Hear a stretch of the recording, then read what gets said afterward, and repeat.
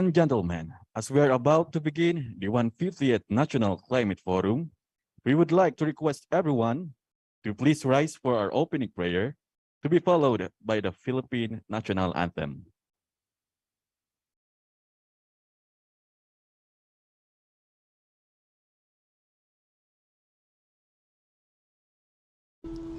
Speak to me, Lord, your servant is listening. Over the noise, I hear you whispering. My hope has come, and my heart is safely undone.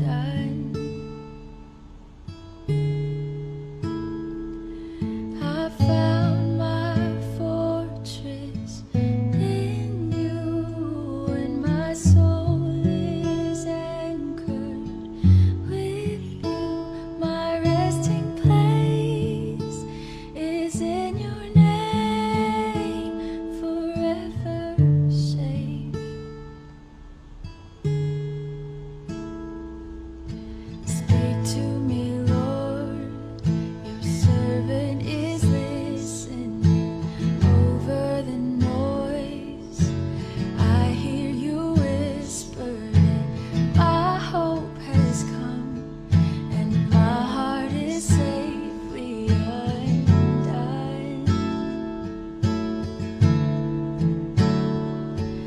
I found my fortress in you, and my soul is anchored with you. Recording in progress. Place is in your name.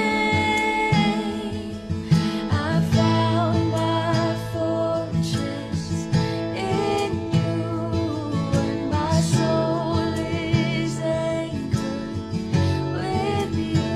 My resting place is in your name, forever safe. Forever safe.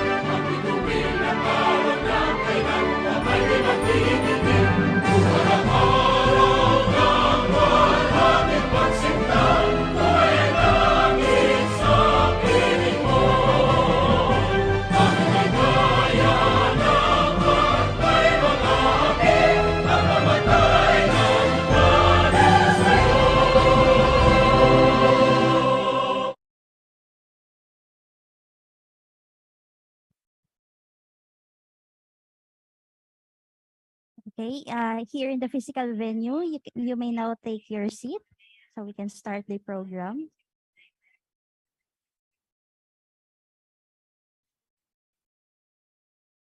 All right.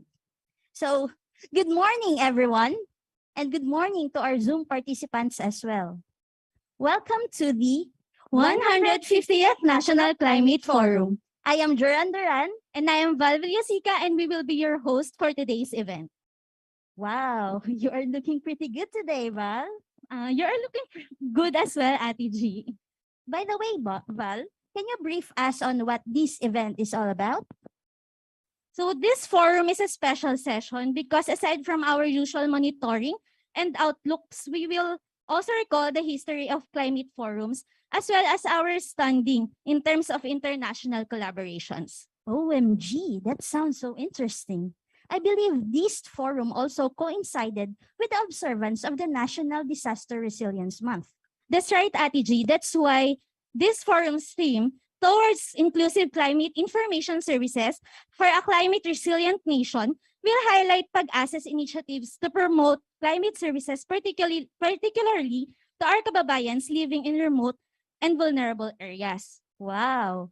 Knowing that, I think we have a full day packed of us. So to officially start our program, may I call on the PAGASA Administrator, Dr. Vicente B. Malano, to give us his welcome remarks. Dr. Malano, please. Good morning, everyone. And I heard that you have experienced just a while an earthquake in Metro Manila. I'm here in Mindanao today, attending an engagement with Mindanao PAGASA personnel. By the way, this is, as our host said, this is our 150th National Climate Forum, which started 20 years ago. I don't know exactly if Dr. Solidum is here because of the earthquake that have just affected Metro Manila and other provinces. He's the officer in charge of the Department of Science and Technology. Good morning, sir. Mr. Ben Churchill, Head Regional Office for Asia and Southwest Pacific at the World Meteorological Organization. Ms. Tamara Palis Duran, FAO representative. Colleagues from PAGASA and our partners from different sectors. I just scanned the participants. We have participants from the local government units, MDRMOs, from the uniformed personnel. And good morning, everyone. And in behalf of PAGASA, I would like to thank everyone for attending this 150th National Climate Forum.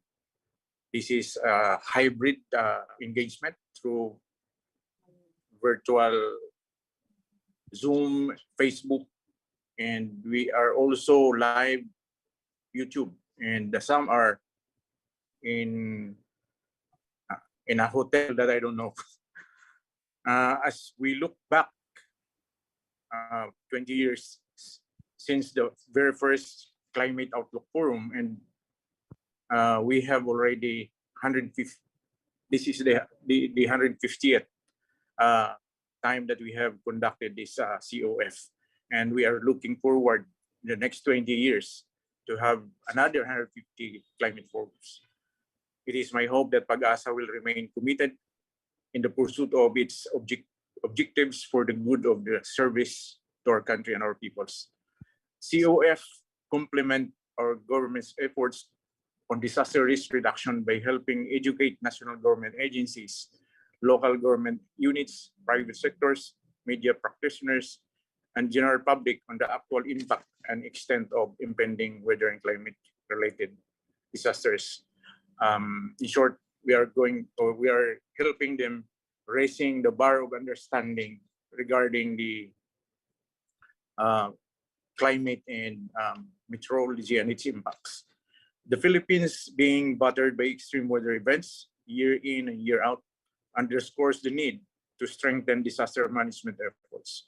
The COF helps strengthen national disaster prevention, anticipatory and early action, which is the best way to reduce disaster and climate risk. The monthly COF remain a valuable platform for regular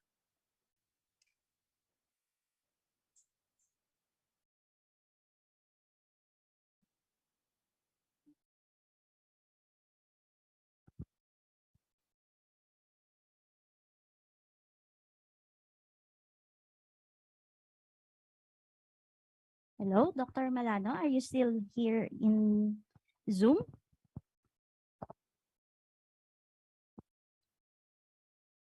Okay, so I think we have some technical problems in Dr. Malano's side. All right, so while waiting for Dr. Malano to come back, we just want to remind everyone for some simple house rules for the conduct of this National Climate Forum. First, we would like to request our Zoom Right. So we would like to request our Zoom participants to kindly mute your microphone if our speaker is already presenting, or if you are not allowed to turn on the microphone. Sorry. I was cut by a call from a colleague. All right. Dr. Magano, maybe you Yeah. can do your welcome remarks, sir. May I proceed? Yes, sir. Please. The monthly COF remain a valuable platform for regular dialogue between PAGASA and the different sectors of society to gain a better understanding of climate information, products, and services. Cohan and Desai in 2014 note that climate services have primarily focused on three areas, which are forecasting forthcoming seasons to information or informed decision making. Number two is projecting long-term trends to guide policymaking and strategic planning. And last is monitoring and predicting climate-related hazards for disaster risk management. PAGASA is consistent and in its efforts to improve all these areas to create greater public awareness and draw appropriate response to disaster risk reduction and management and climate change adaptation. As a provider of climate information services, or CIS, PAGASA has a critical role in helping the nation to implement the 2030 Agenda's vision to leave no one behind and the sustainable development goals. This climate forum serves as support mechanism for government efforts on integration, disaster risk reduction management, climate change adaptation, and water resources management in the sustainable socio-economic development planning at national and local levels to reach the grassroots and marginalize which is one of the top priorities program under the agency's modernization program. My appreciation and thanks to UN FAO, or Food.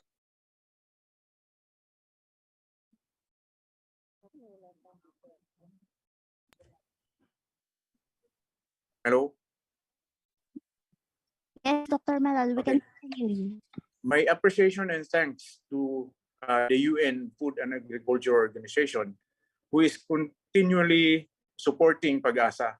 Since 2011, PAO actively partnered with PAGASA under several LOA-based projects, from building capacities of PAGASA technical staff, improvement of our climate products to provide better climate information and services that would cater food security and agriculture, to come up with better plans, anticipatory actions, and preparation to extreme weather and climate events, and WMO and the Asian COF working group as well. Lastly, I would like to thank and congratulate our group from the Climate and Agreement Division of PAGASA. May you be continuously guided by the core values of our agency. Thank you and good day, everyone. Yes, thank you so much for that very warm welcome, Boss Vic. Yes, thank you. Thank you so much for Boss Vic for that very warm welcome. Again, we would like to apologize for the delay of this program, as well as we would like to we are hoping that the participants both here in the physical meeting as well as the Zoom participants are okay due to we've experienced this morning. Yeah, so moving on, let us hear a message from the OIC Secretary of the Department of Science and Technology, Dr. Renato Silidum. Unfortunately, Dr. Silidum cannot join us today, but he gladly sent us a recorded message.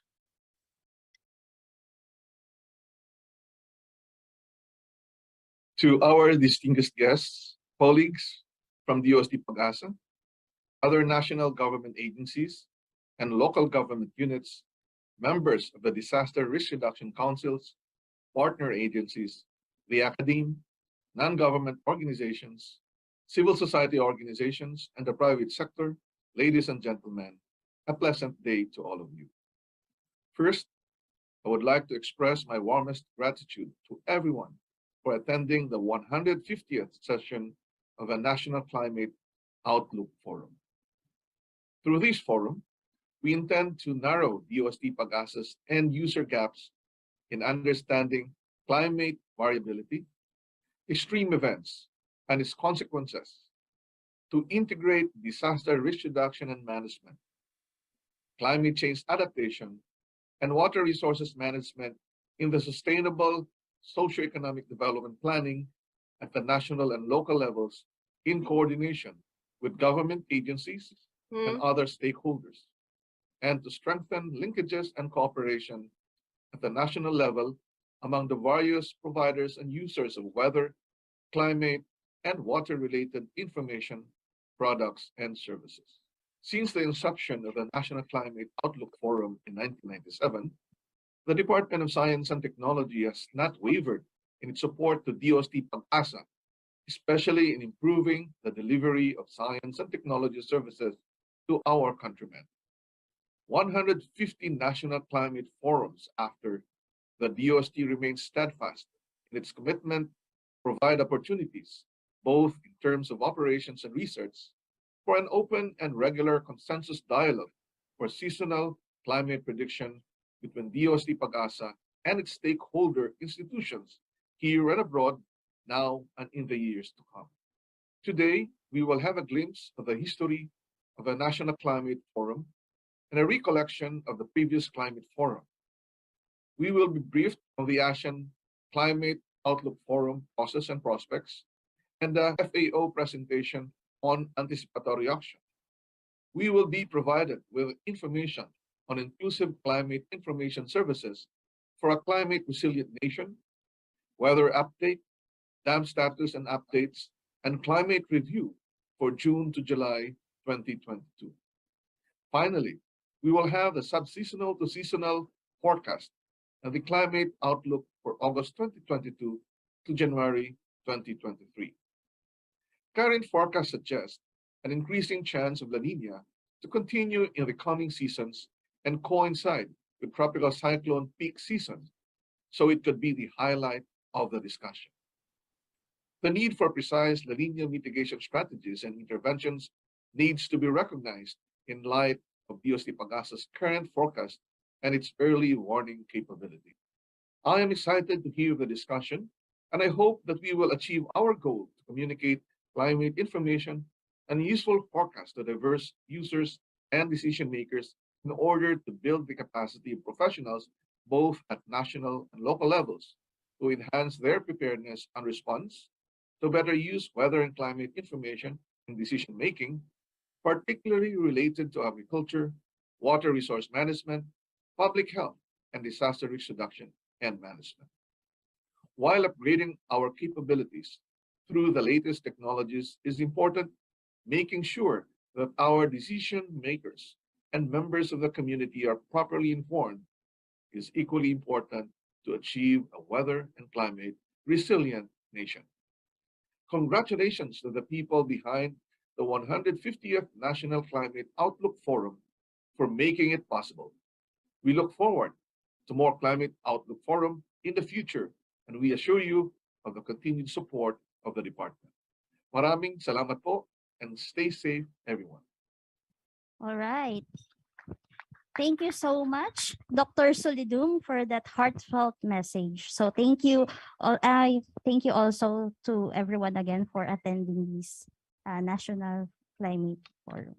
Yeah, so Ate G, as we all know, the conduct of Climate Forum is fully supported by the World Meteorological Organization as a way for the NMHS to relay climate information to our stakeholders. Yes, Val. And of course, in this very momentous event, we are actually joined here live by the head of the Regional Office for Asia and the Southwest Pacific World Meteorological Organization. Mr. Ben Churchill will deliver the WMO's message to the Philippines as one of its member countries. Mr. Churchill, you may now take the floor, please. Thank you very much, and a very, very good morning to you all. I sincerely hope you are all safe and well during the COVID pandemic, and especially after this morning's earthquake a few moments ago. My name, as mentioned, is Ben Churchill, and I'm the head of the World Meteorological Organization's regional office for Asia and the Southwest Pacific, based in Singapore, where I joined the meeting today. As most of you would know, the World Meteorological Organization, or WMO for short, is a specialized agency of the United Nations, and it is the UN system's authoritative voice on weather, climate, and water. On behalf of Professor Petteri Talas, Secretary General of WMO, I am very pleased to convey the greetings of WMO to all participants. It is an honor and my great pleasure to join you today for PAGASA's 150th National Climate Outlook Forum, and I would like to extend my warmest congratulations on achieving this historic milestone since the first forum was held in 2003. I'm very confident that your National Climate Outlook Forum will continue its success, and with ongoing support and technological development will contribute to disaster risk reduction and lead to even greater socioeconomic impacts in the Philippines and across the region for many years to come. Taking this opportunity, I would also like to warmly acknowledge and thank the Food and Agriculture Organization for co-sponsoring this important event and for their ongoing support to the work of WMO, its members, partners and stakeholders, particularly in the emerging field of anticipatory and early action. I would like to start my remarks by talking about an initiative to provide global coverage for early warning systems. As most of you may be aware, on the 23rd of March this year, on the occasion of World Meteorological Day, UN Secretary General Antonio Guterres tasked WMO to lead the effort and prepare an action plan to ensure that everyone on Earth should be protected by early warning systems in the next 5 years. This ambitious target was set against the troubling backdrop of climate change and increasingly extreme weather, and has brought the importance of prediction capabilities, weather and climate services further into the global spotlight. The action plan will be ready for COP27 in Egypt this November, and the success of this initiative will require the concerted effort and inputs from actors throughout the entire early warning to early action value cycle. To this end, National Climate Outlook Fora play a crucial role in the value cycle. They provide an important link to the Regional Climate Outlook Fora, or RCOFs, allowing key information from events and activities such as the recent ASEAN COP18 to be localized and translated into action for informed decision-making at the national and indeed the local level. This is instrumental in informing local stakeholders working on climate change mitigation, adaptation, as well as disaster risk reduction, especially in productive sectors which are climate sensitive and are typically impacted by typhoons, monsoon, and other hydrometeorological disasters. National Climate Outlook Fora also facilitate a regular multi-stakeholder dialogue process between information providers and users, which will no doubt strengthen cooperation and ensure continued relevancy of the information provided. On this note, another important initiative to ensure climate information is available to all is the regional State of the Climate reports for both Asia and the Southwest Pacific. The first editions of these reports were launched ahead of and at the UN Climate Change Conference, or COP26, in 2021, as one of a series of regional analyses to inform decision and policymakers, as well as regional and national investment. This multi-agency effort was the first of its kind, leveraging the support from regional expertise, the data provided by WMO member states and global data centres, the analysis performed by WMO regional climate centres, RCOFs, and United Nations sister agencies, including FAO and ESCAP, and of course UNDRR.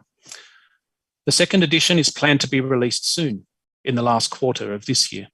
So do keep an eye out for the publication of this report, and I urge you to read and raise awareness of this important report and its contents through your networks once it is made available. Before I conclude, I would like to express my deep appreciation for the opportunity to deliver this message to you today. As travel resumes across the globe, I am hopeful we will have opportunities to meet face-to-face very soon. The location of the regional office for Asia and the Southwest Pacific in Singapore presents an excellent opportunity for WMO to strengthen its regional presence, and I look forward to further elevating cooperation with WMO members, including the Philippines, and partners in the region. So thank you once again for giving me this opportunity, and I wish all of you a fruitful forum ahead. So handing back now to our wonderful MCs. Thank you very much again. Have a Yes. good day. Thank you, Mr. Churchill, for that inspiring message. And PAGASA is thankful for the unending support of the WMO to our. So as most of us know, we have been conducting the Climate Forum online every month since the start of the pandemic. And this is the first time that we are conducting it again on a physical venue on top of our regular virtual sessions. That's right, Val. This physical meeting would not be possible without the support of our partners from the Food and Agriculture Organization. With that, let us hear a recorded message from the officer in charge of UN FAO Philippines, Ms. Tamara Palis Duran.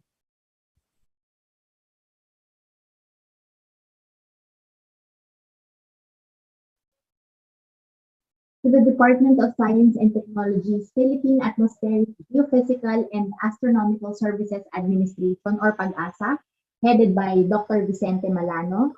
To our guests, ladies and gentlemen, a very good morning to all of you.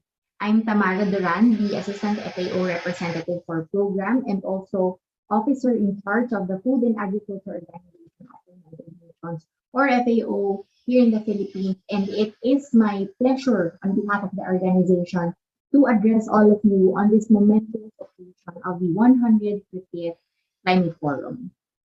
This year, the Intergovernmental Panel on Climate Change, or the IPCC, released its Working Group 2 contribution to the 6th assessment report on the theme of impacts, adaptation, and vulnerability to climate change. The report tells us that beyond 2040, and depending on the level of global warming, climate change will lead to numerous risks to natural and human systems. Climate change impacts and risks are becoming increasingly complex and more difficult to manage, or more challenging to manage. In fact, nations around the world, including the Philippines, are ramping up its climate change adaptation and planning, as well as implementation, to be able to reduce these risks, especially for the most vulnerable sectors of our society. It is for this reason that we are raising this call. Let us all take urgent action now so we can secure our future. And for this, science and evidence-based foresight as an innovative approach is key. This is why platforms such as this Climate Forum, PAGASA's Climate Forum, we recognize it as very important to keep Filipinos and those living in the country well informed of the weather and climate systems, and with the cooperation of other key actors or key stakeholders, help translate these data to practical information in which communities can act on. Early warning gives a chance and time to prepare for potential impacts in our homes, communities, and businesses.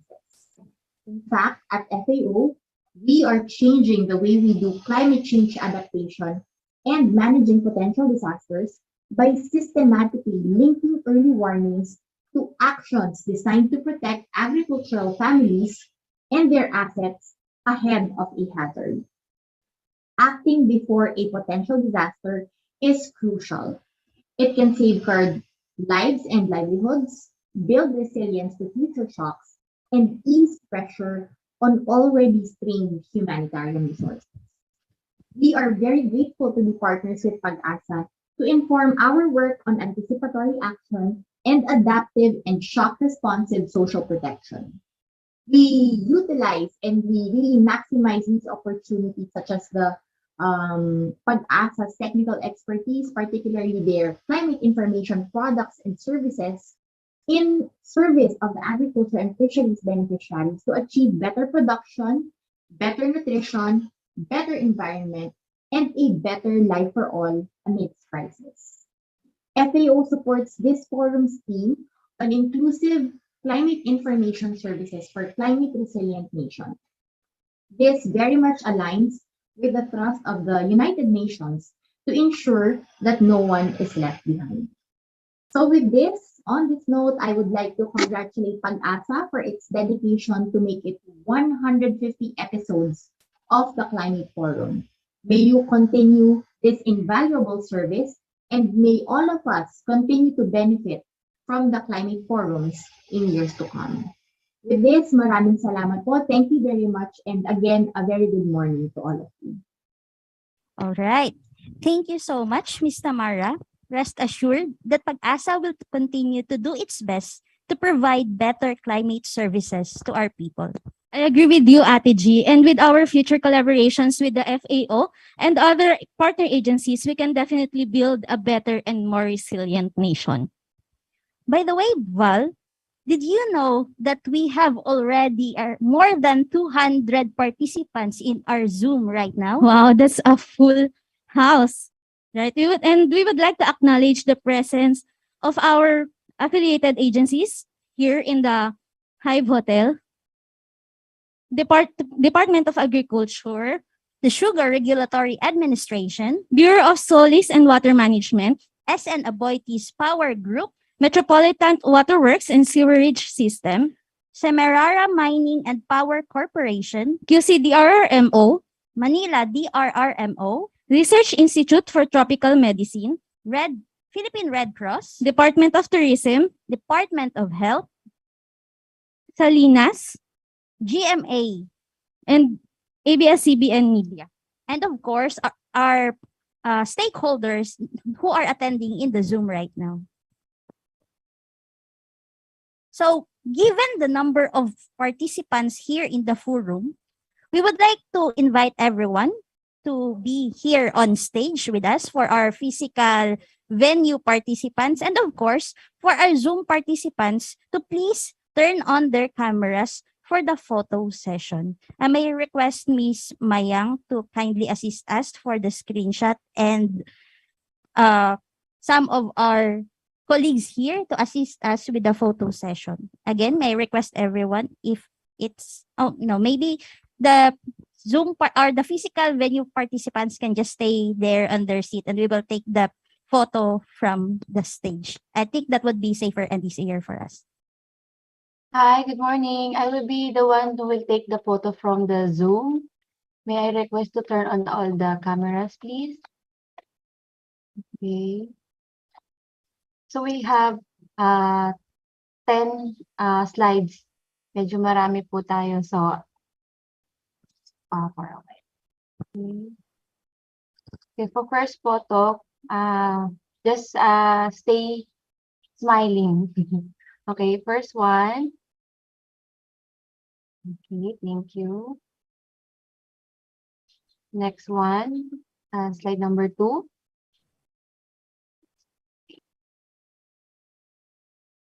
Okay. Number 3. Slide number 3. Smile lang po.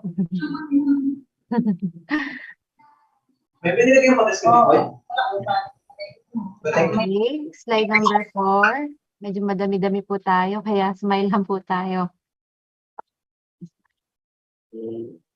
And then number 5. 5. Okay. 5 more.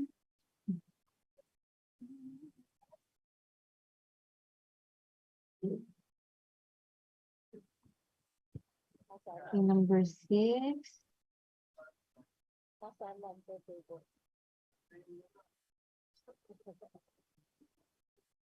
Last 4 slides na lang po. Okay. Number 7.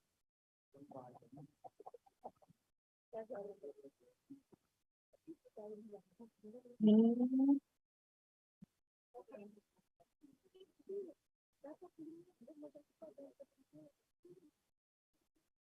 Last 2.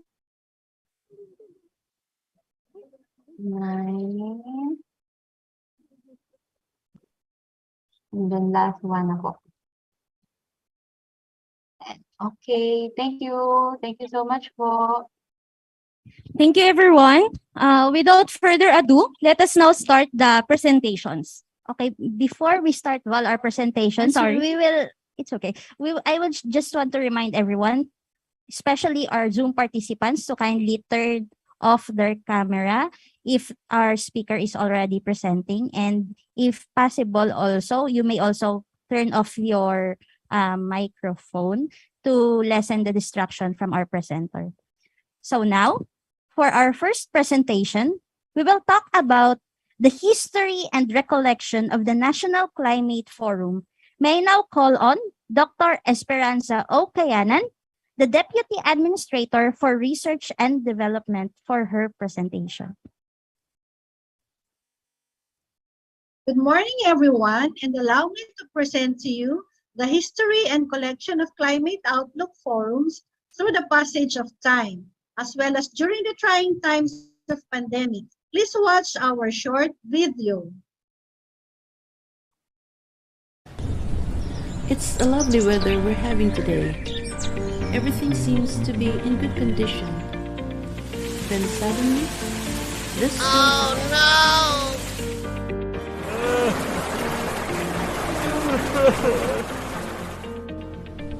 Again, a perfectly fine weather we're having. Everything is in good condition as always. Now this happens.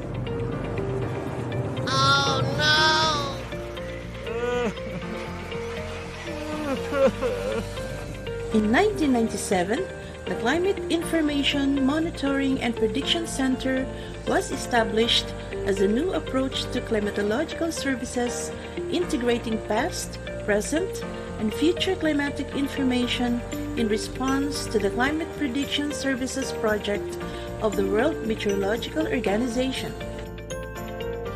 Ang Climate Outlook Forum ay nag-umpisa noong 2003 under the leadership of Dr. Aida Beck, former chief of Cabinet Climatology and Agrometeorology branch ng ngayon ay CAD, Climatology and Agrometeorology Division.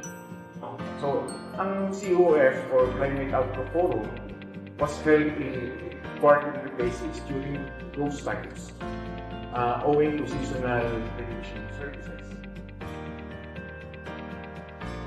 Since 2015 El Niño and La Niña events, PAGASA has conducted the National Forum on El Niño and Provincial Forum on La Niña in several parts of the country, aside from the regular National Climate Forum. I congratulate men and women of PAGASA for this momentous occasion. And this is really a very important event which contributes to the global framework on climate services of the World Meteorological Organization and its regional climate centers' regional climate outlook or RCOF process. I think for the past 7 years, since 2015, we have been inviting some of our stakeholders to show how they utilize the information that they get from PAGASA.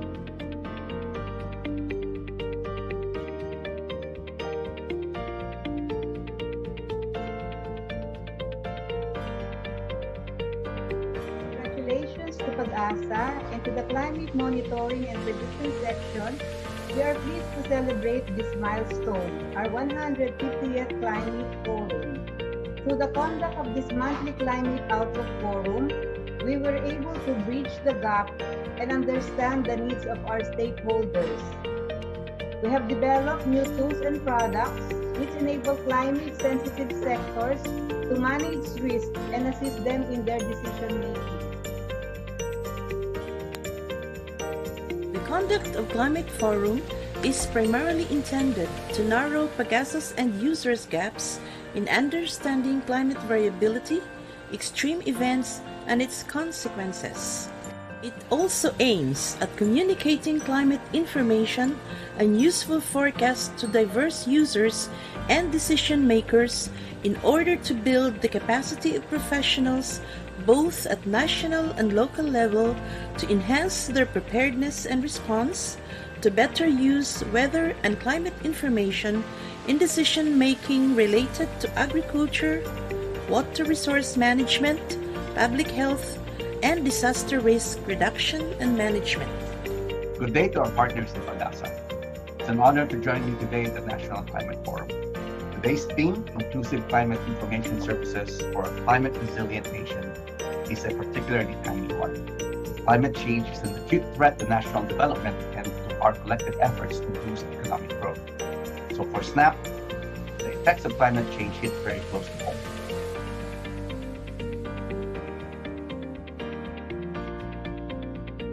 Good morning to everyone. I would like to congratulate DOST-PAGASA for the conduct of its 150th Climate Outlook Forum. DOST-PAGASA has been a long-time partner of the department in building the resiliency of our farmers and fisherfolk. DA utilizes the climate services and products of PAGASA such as daily farm weather,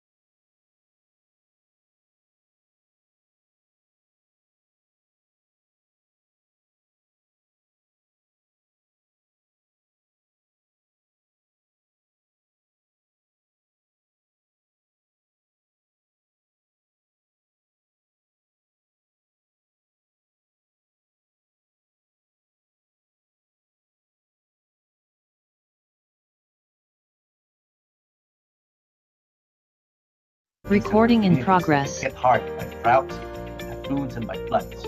So without urgent action on the part of both the public and private sectors, climate change will continue to impact the most vulnerable sectors of our society.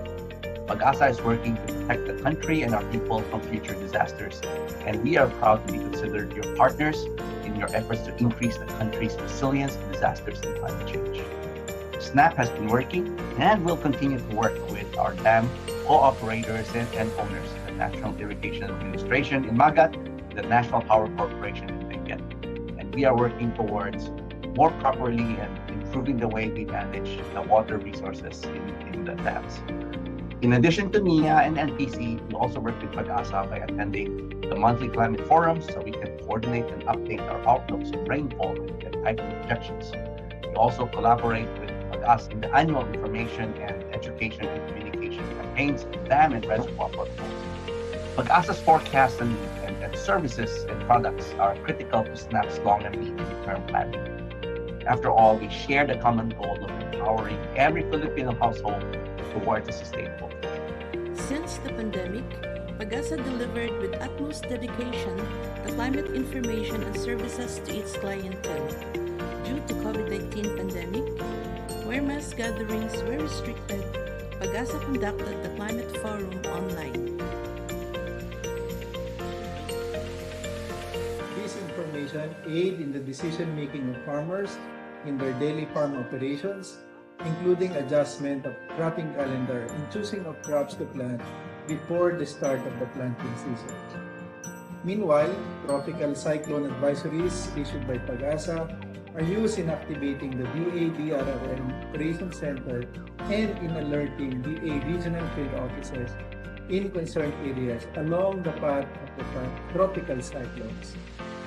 It is also important to note that drought impacts the agri-fishery sector, causing significant reduction in the production and productivity, unpredictable farming condition, delayed planting and harvesting operation, prevalence of pests and diseases in crops and livestock, and fisheries. Recognizing these impacts, the department uses the ENSO alert system and rainfall forecast of PAGASA. This is in preparation of mitigation and adaptation plans to guide our farmers and fishers in their activities that can be done before, during, and after the incidents. Also, PAGASA details the areas that will be affected by meteorological drought. This is very helpful in assessing the weather conditions for the next months. Lastly, collaborative efforts such as webinars and technical briefings are regularly conducted by PAGASA and the department to capacitate our regional field offices, especially on impending hydrometeorological events that could affect the agri-fishery sector, as well as climate information products and services that are available and can be utilized in the Just a quick history lang po of our partnership with the agency. We started collaborating with PAGASA in 2010, no, in the development po of our two programs, yung Climate Resilience in Field School and yung Localization of Climate Services by the LGU. So mainly, it's an early warning program, kaya po we use in this initiative yung LGUs are capacitated to translate yung PAGASA forecast into risk management advisories for their farmers. It's needed to understand climate information users' needs and decision-making processes in different contexts towards coming up with a high-quality, accessible, and accurate climate information services. As we move forward in ensuring that the objectives of the global framework on climate services is implemented, PAGASA is committed in providing climate products that is tailored to its end users' needs and is effectively and efficiently communicated.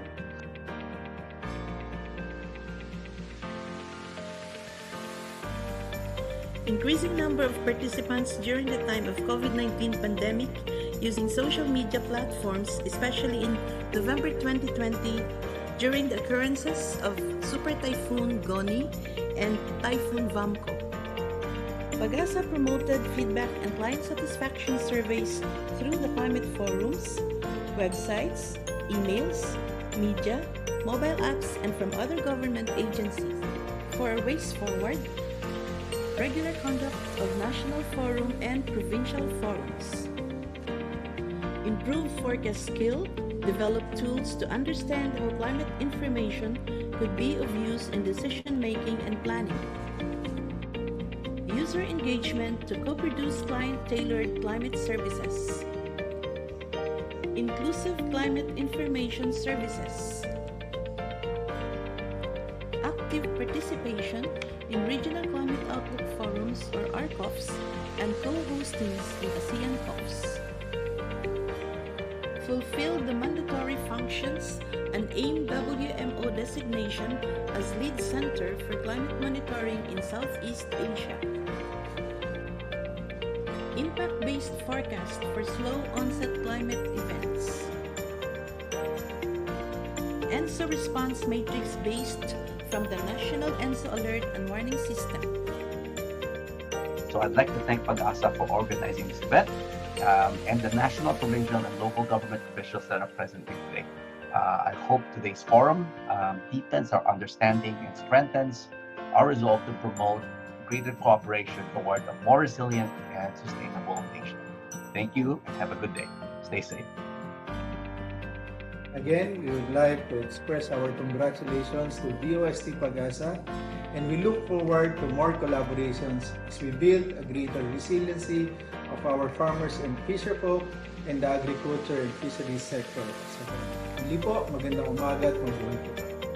Kami po sa R1 ay talagang nagpapasalamat kasi yung success maybe ng programa is we also share it with the agency kasi yun nga po, we work closely with all of you, particularly in CAN, no? Kaya talaga po many of you have become friends na over the years. So kaya po sana magpatuloy pa ang ating partnership and more power sa PAGASA. Salamat po. At I want to congratulate mga tao, mga kasamahan natin sa PAGASA na gumagawa ng kanilang mga prediksyon at pagpaparating sa ating mga babayan. The challenge ahead of us is not easy, but with the commitment of each and every one of us, we will be able to improve the delivery of climate information and prioritize sectors that are sensitive to weather and climate conditions. Cheers to more years.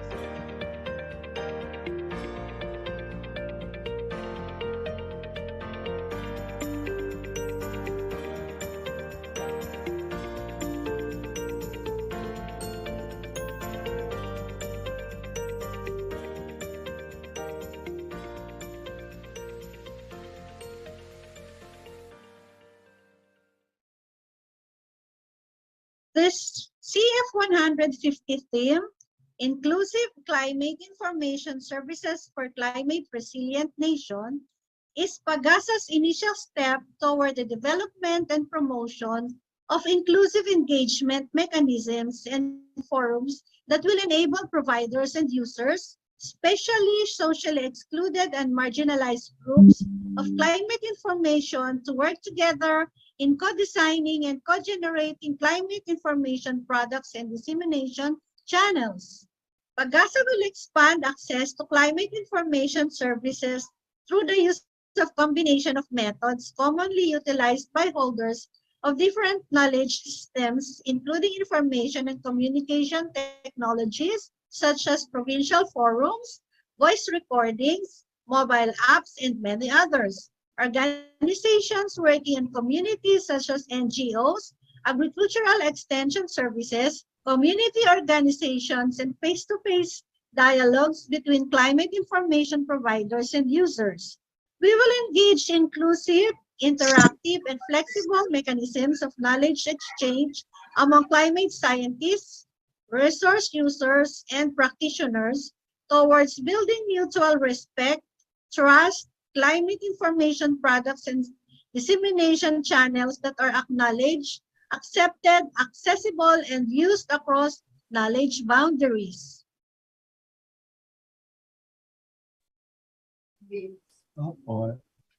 Thank you, Doc SP, and thank you to everyone who were part of that video presentation. Wow, Ate G, the conduct of Climate Forum has been running longer than my stay here in PAGASA. Yes, well, and we are very much grateful to our stakeholders for their support for the last 19 years. So let's give everyone a round of applause, please. Yay! Why so gloomy? Okay pa po ba ang lahat? Yeah, I don't hear any feedbacks from the physical audience. Are you still okay? Okay. Alive and kicking. Yeah. So before we proceed, I would like to remind our Zoom participants to please keep your mics on mute while we are conducting our climate forum. And then let us have a 5-minute break. And to our Zoom participants, we will be conducting a Kahoot game, and our physical participants may join it as well. So fortunately for our physical venue participants, the top 3 scorers will receive a prize from Miss Remy Servio. So Miss Remy Servio is over there. So again, before the 5-minute break, just to remind, we would also like to acknowledge our stakeholders from the Rice Watch and Action Networks. Ma'am Hazel is over there. And also our partners from ABS-CBN. And also, our PAGASA colleagues are also here in the physical venue for their support. And our PAGASA colleagues from the PAGASA Regional Services Divisions are also present in the physical venue as well as in our Zoom meeting room. Yeah, so I think welcome again to the 150th National Climate Forum. I think we can proceed to the Kahoot game. Yes, Mr. Ian Nunez, can you please lead us to our Kahoot game, please? Thank you, Ms. G. And before the Kahoot game, let me greet you a very happy morning para sa lahat. So, our Kahoot game is simple lamang po yung mechanics nito. So, let us use our device. Kung pwede po, kung meron po kayong mga cellphone or laptop, pwede po kayong mag-connect sa ating Kahoot game. So, kung wala pong data, meron po tayong Wi-Fi, yung Wi-Fi ng HIVE Hotel, 8th floor. Yung password po niyan is HIVE Hotel, all lowercase. So, Kahoot po tayo. I-search nyo lamang po sa inyong mga browser yung kahoot.it. Again po, sa lahat po ng familiar na po sa Kahoot, thank you very much. Sa mga hindi pa po, follow me po. So, kahoot.it, search nyo lamang po sa inyong mga browser. So let me share the screen po.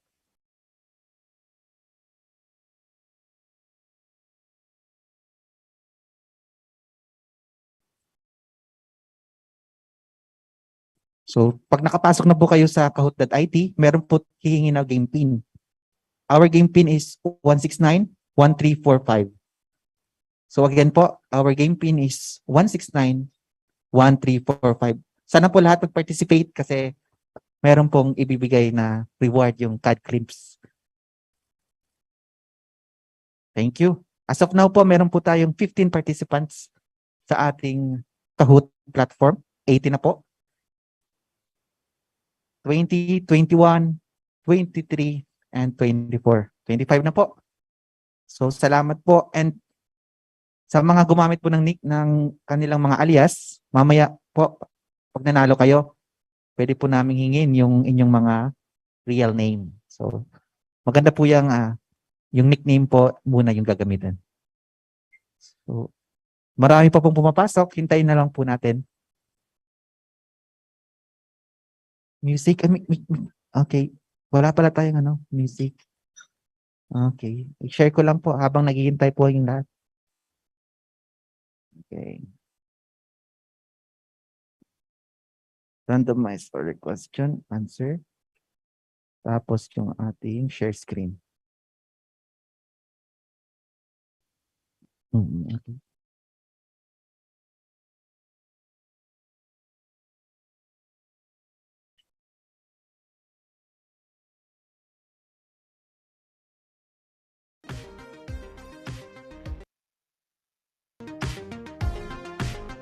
May sound up tayo.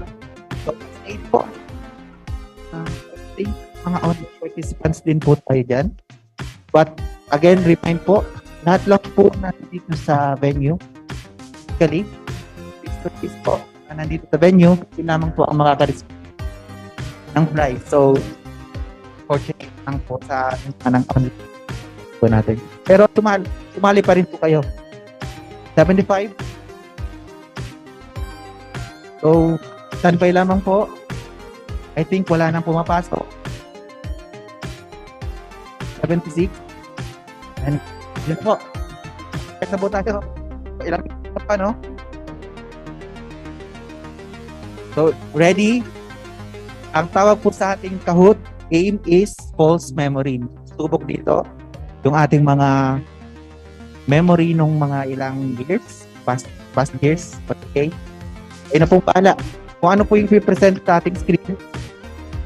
And sabihin na lamang po natin the multiple choice na ibibigay sa atin. So, start na po ba? Okay, start na po. And here we go.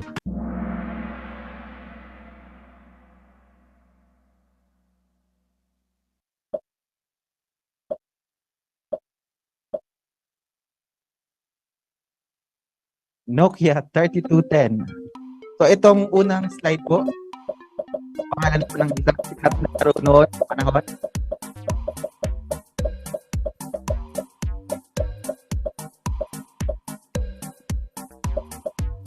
Star Wars ba?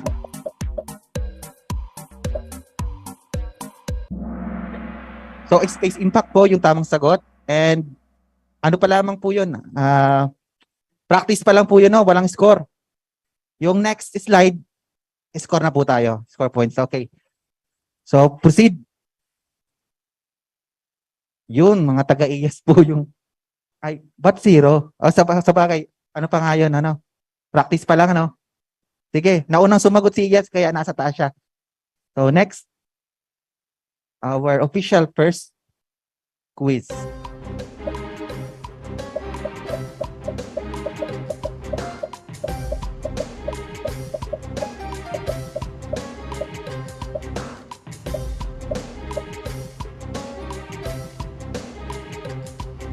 Second. Time's up. Marami pong sumagot sa luksong baka. Pero yung luksong baka may tao pong medyo nakayuko. Okay. Luksong tinik po yung tamang sagot. 51. Next. LJ. LJ po yung nanguna. Second is Mikey. And third is Aiza. For our second quiz, the friendly ghost. Who is that mysterious boy? Is it Jasper? Jasper. Ang sagot po.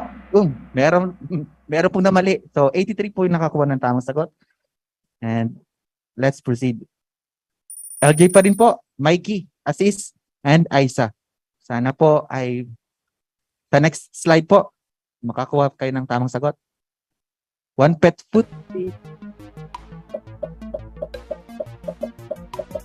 Nabutan pa ba?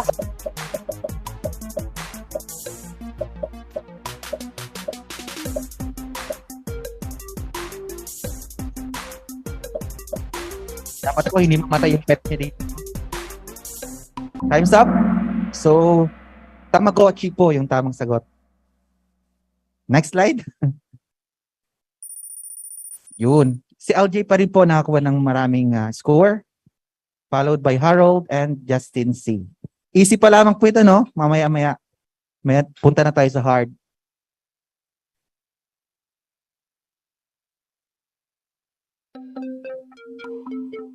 Mystery Candy.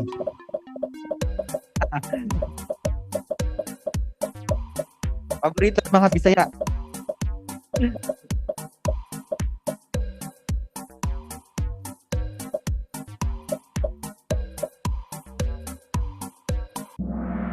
Marami po ang nakakuha ng tamang sagot.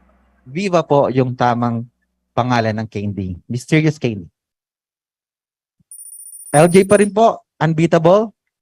And to be followed siya ni Not Not and Ariel. Parang mystery tong mga mataas na mga score. Sana po sa susunod na quiz ay makakuha na po ng tamang sagot. Dapat mabilis po kaya, no? Next po.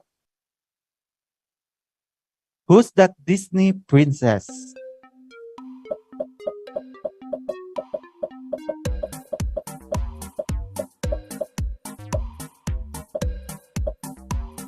Lamang po tayo. Yung atmosphere po dito sa amin ay tayo na po dito. So, Pocahontas po yung tamang sagot. Hindi po Mulan, ano? So, iba yung tsura ni Mulan.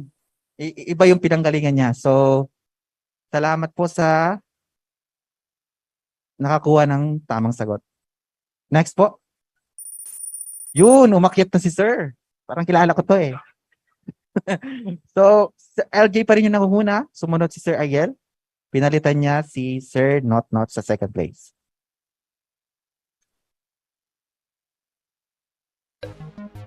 Yan, paborito yan. Nina, kapatid.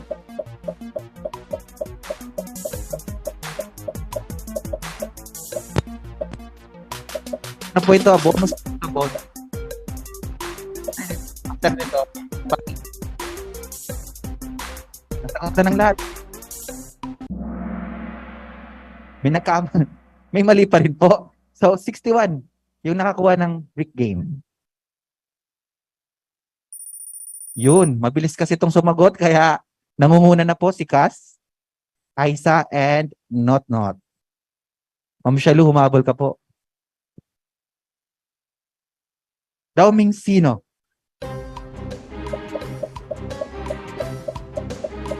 Po, nung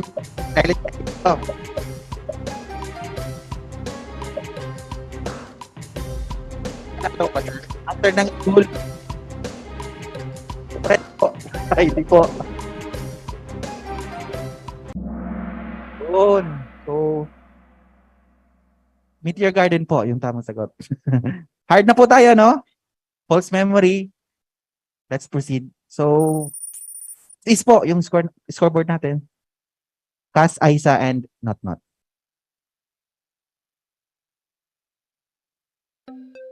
CP30 sa Star Wars po. Saan yung tunay na kanyang itsura niya talaga? Full good po ba siya? Or meron siyang one silver teeth? If your memory serves well, meron ay mali po ito. So mas tama po yung sorry. Mali po yung yung nasa screen nyo. Meron po siyang 1 silver gold piece. 1 silver piece. So mali po ito, no? Papalitan na lang natin mamaya. So check ko na lang po. Meron po siyang 1 silver piece sa kanyang leg. Oo. Hindi po siya full gold. So may mali na tayo dito. Proceed po, proceed. Sumali na rin scoreboard natin. So, sige lang, alisin na lang natin siguro yun, para hindi siya counted. Sayang naman.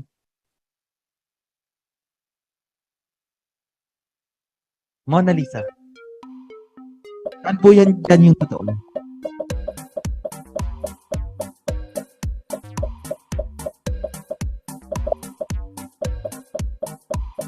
Hint po, sa bibig po yung hint.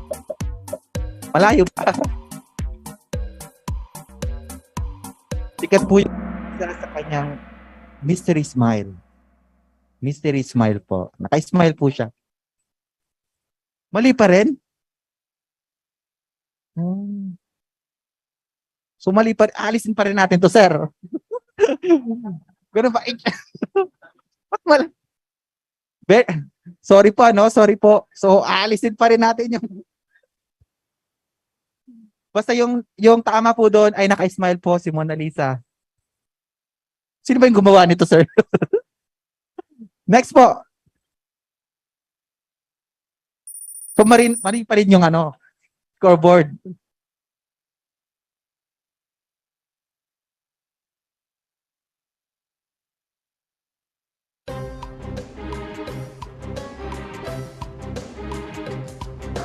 Ano po yung tama?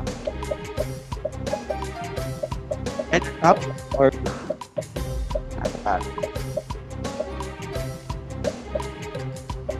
Sana hindi naman dito, sir. Left po yung tama. Yung red po ay nasa taas. So, sorry po. Marami po yung nakakuha ng tamang sagot. So, false memory po kung green po yung nasa taas.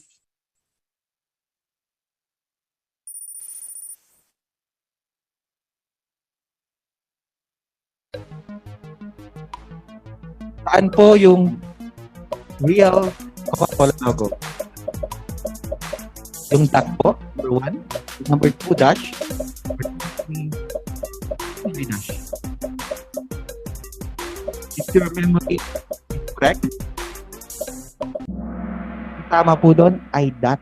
Kahit i-search nyo po sa Google, dot po yung nasa gitna ng Coca-Cola. False memory po, pag sumagot kayo ng dash or squiggly dash. Hindi na nagbago yung scoreboard. Ayaw na rin ni sir. Okay, Hershey po tayo. Next. Yung kita.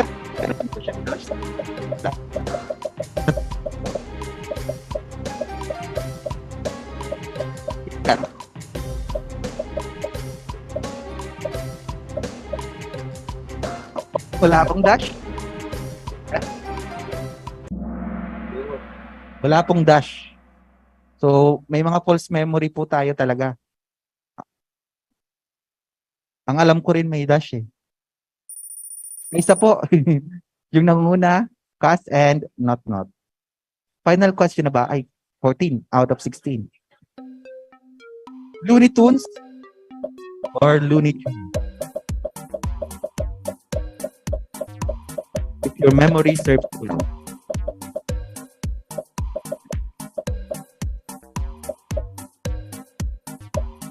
Saan po yung tamang sagot? Yun ang Looney Tunes. Hindi po Looney Tunes. So, false memory again. 35 po yung nakakuha ng tamang sagot. 45 po yung mga nagkamali. As is pa rin yung scoreboard, pinalitan lang si Not ni Daenerys. Daenerys Targaryen. Sapatos naman. Walang T.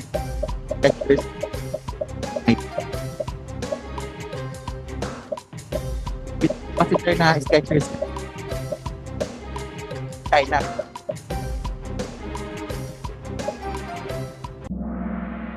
Skechers po, walang T po siya, no? So, may false memory na naman. 36 po yung sumagot eh. Last question po. 16 out of 16. Pikachu's tail. Last na lang po ito, no? So, ano po yung naalala niya? May black po ba siya?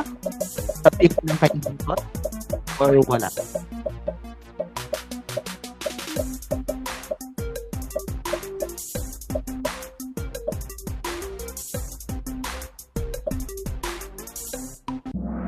Good.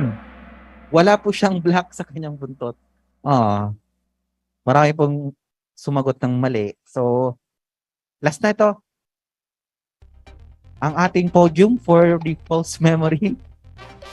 Not. Yung pangatlo. As yung pangalawa. Pero may mga adjustments po dyan, ano? Kasi may dalawang ano. Okay na pa, ha? So, yeah. Reveal. Name reveal. Sayang, wala dyan si Sir, ano? Sino po si Not? Nandito po ba siya? Not po. Ay, Sir Tonton? Ay, hindi ko nakikita eh. So, congrats na lang po. Ano, Ma'am Remy, ikaw na po bahala nito, ma'am? Okay. Si Ma'am Aisa po ay nandito po kasama natin. Nickname reveal na lang po. Wala po ba dito? Parang wala dito nanalo. Alright, congratulations to MDRRMO Tiaong Maria. Yes. Tiaong Maria for winning. Kasi,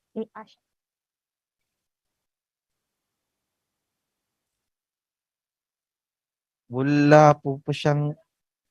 Okay, so there are no physical winners there. We have one here.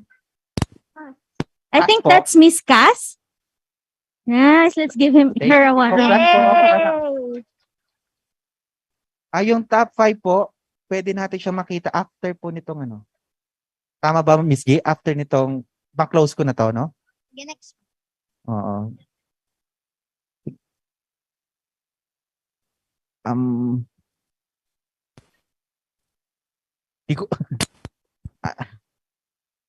So, mamaya na lang siguro, Miss. Pwede po ba natin munang itanong kung from anong agency po si Miss Cass? From DA po si Miss Cass. Okay, again. Congratulations po, Miss Cass. Pwede nyo pong kunin yung prize nyo po dito. Ay, yun na po pala. Ayan. Congratulations po ulit. So, kung yung 4th and 5th placer po are still in the physical venue, then maybe you can claim your prize to Miss Remedios Sherbo.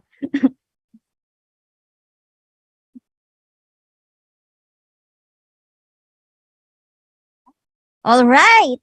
Now, we are back. Yes, Ate G. And I think our audience is ready to listen to our presentations again. Is that right, everyone? Ready na po ba?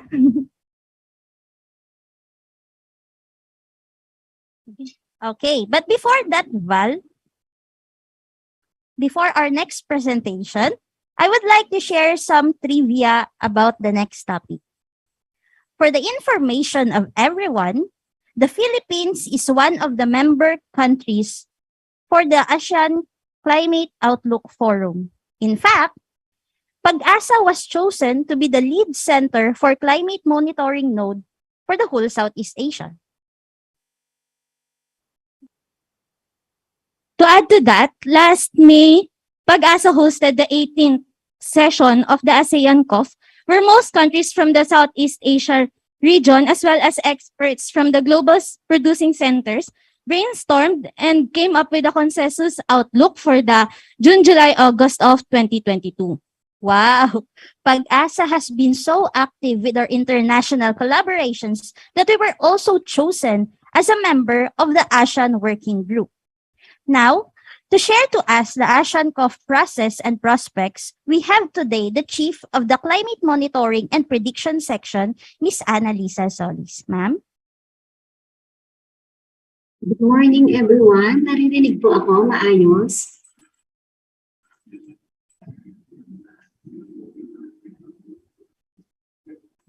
Naririnig niyo po ako? Okay. So magandang umaga po sa ating lahat. So good morning, everyone. And I'm here to present to you about the ASEAN COP process. And this is to show the linkage between our national climate forums and regional climate forums around the globe and the role of PAGASA in Southeast Asia Network. So ito po yung how PAGASA has become part of the ASEAN COP. So my presentation is about the Regional Climate Center and the RCC Network, Regional Climate Outlook Forums and the National Climate Outlook Forums or NCOFs, and also the ASEAN COP Working Group. So let me first define what RCC is. So RCC is a WMO designated Center of Excellence providing climate services to the region. So bale, WMO has designated a network of which those lie that or extend into specific geographical areas named associations or regional associations to promote cooperation between members on matters affecting the work of the NMHS. So actually we have, I think, 6 regional associations, and the Philippines is part of the Region 5 or the Southwest Pacific. And then some of the Southeast Asia countries are part of the regional association too. And the WMO provide climate relevant processes that provide strong linkages both globally and regionally. And these linkages could extend beyond the borders of individual countries. So just to take into account, the WMO has defined and established a worldwide 3-level structure or infrastructure to produce and exchange climate information products. So these are the global producing centers for long-range climate forecasts, regional climate centers, and the national meteorological hydrological centers. So makikita natin dito, RCC is at the middle. So this is the middle tier, the 3-tier WMO operational infrastructure. So through the support we provide to national met centers gaya po ng PAGASA, RCCs and global producing centers for long-range forecasts are also key operational entities within the global framework for climate services and the climate services information system. Now, ano naman po yung Regional Climate Center Network? So in an RCC network, the functions are shared by members of the network. So a group of centers performing climate-related activities that collectively fulfill all the required functions of an RCC may be designated by WMO as WMO Regional Climate Center Network.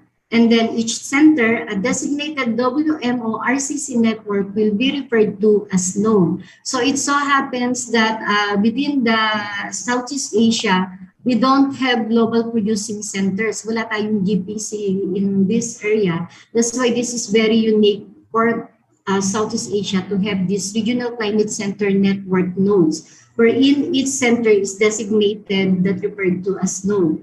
And this node will perform for the region or sub-region defined by the regional association one or several of the mandatory regional climate center functions or activities. So, andyan yung long-range forecast, climate monitoring, climate data services, and as well as training. So, in some RCCs, they also have a node for climate projections. But within here in Southeast Asia, we are trying to establish these 4 nodes. And only centers or groups of centers designated by WMO will carry the title WMO RCC. For now, PAGASA is still under the designation process, that demonstration process, so hindi pa po siya officially na-designate. And the recipients of Regional Climate Center products and services will be the national meteorological hydrological centers around the world. And then are there RCCs and international institutions recognized by the regional association and will be referenced to as RCC users. So yung target ng mga products of this RCC are the national med centers, other RCCs, and other designated organizations. So what is particular about this new Southeast Asia RCC network? So we have the two regions of interest. We have the RA5 and the RA2. What is unique here is no global producing centers in Southeast Asia, but this is the region of better scale in terms of forecast, particularly in sub-seasonal and seasonal predictions. So right now, in the Southeast Asia region, both at the RA5 and RA2, so there are two areas. We have the ASEAN COP, which was started in July 2013, and the one for the Pacific Island states. So I think it's called PERCS. PERCS or the Pacific Island Countries and Territories, or PIRCC network. And yung mga global producing centers, those are from Beijing Climate Center, Environment Canada, NOAA, CPTEC. So those are large global producing centers that are identified and established by the WM. So still, yung path natin for the RCC network, so it started in May 2014 during the 16th WMO RA5 session, passed a resolution to establish RCCs in the region.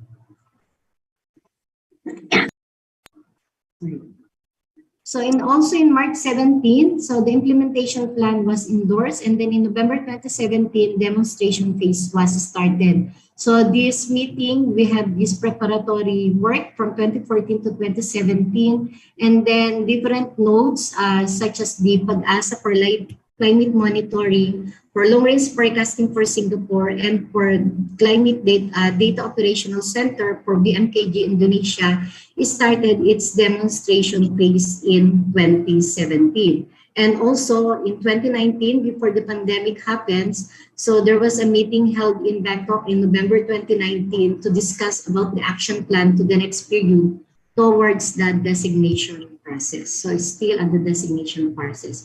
So this is the Southeast Asia RCC network. So network node for long-range forecast is being implemented by ASMC Singapore, for climate monitoring by PAGASA Philippines, network node on data services, BMKG of Indonesia, and then network node on training services is being shared by the three nodes. And you will find this is the landing page of the Southeast Asia RCC network being maintained by Southeast Asia RCC network by Meteorological Service of Singapore.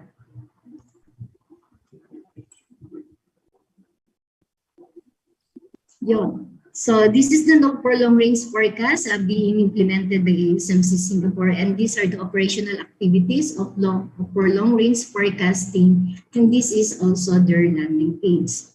And for the Philippines, sorry.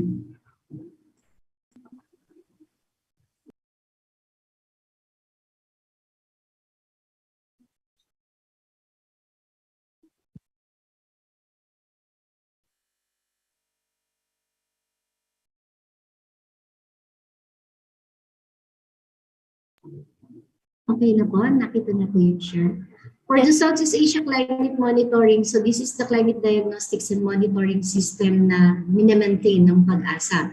So these are the operational activities for climate monitoring wherein we perform climate diagnostics, including analysis of climate variability, as well as the extremes at regional and sub-regional scales. And we also try to establish a historical reference climatology for the region or sub-region and implement a regional climate watch for Southeast Asia.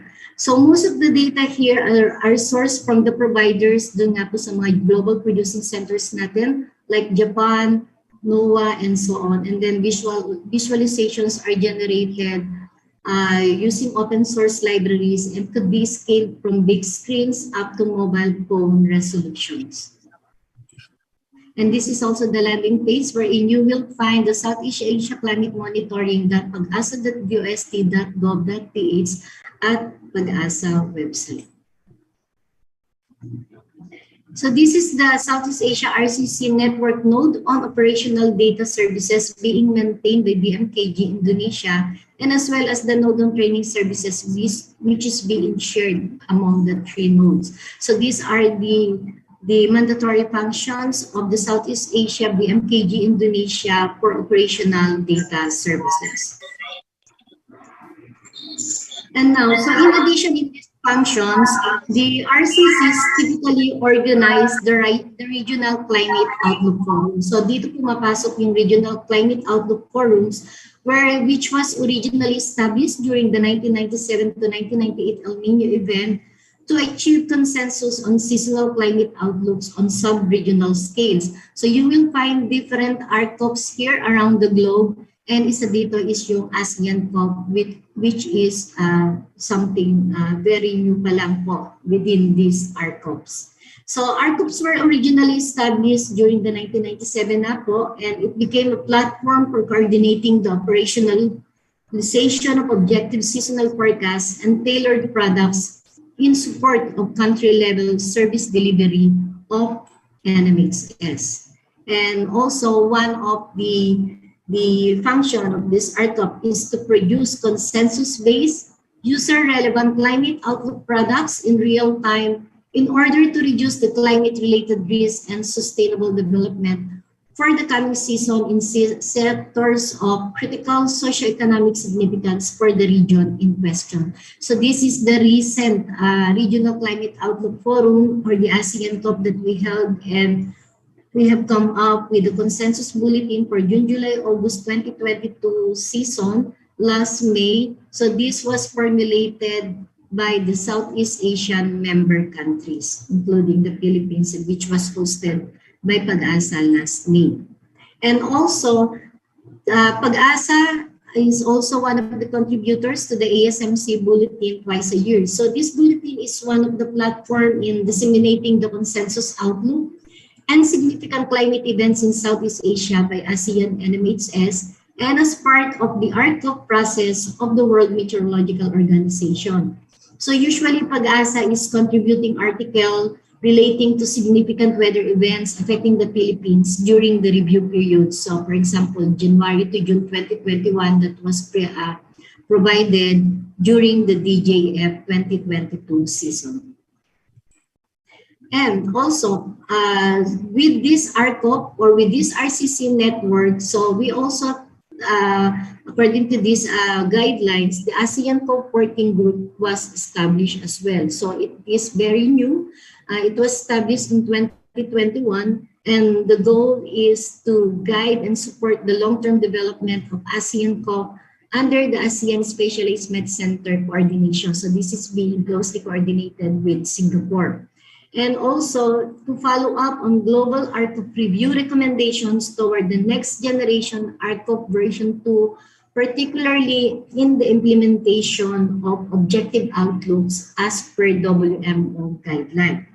So what is seasonal forecast procedure, or yung ano ba yung tinatawag nating objective outlooks? So this could be defined as a set of steps in a forecast procedure that are traceable, reproducible, and well-documented, which allow quantification of forecast quality. So this is based on the guidance on operational practices being provided or recommended by WMO.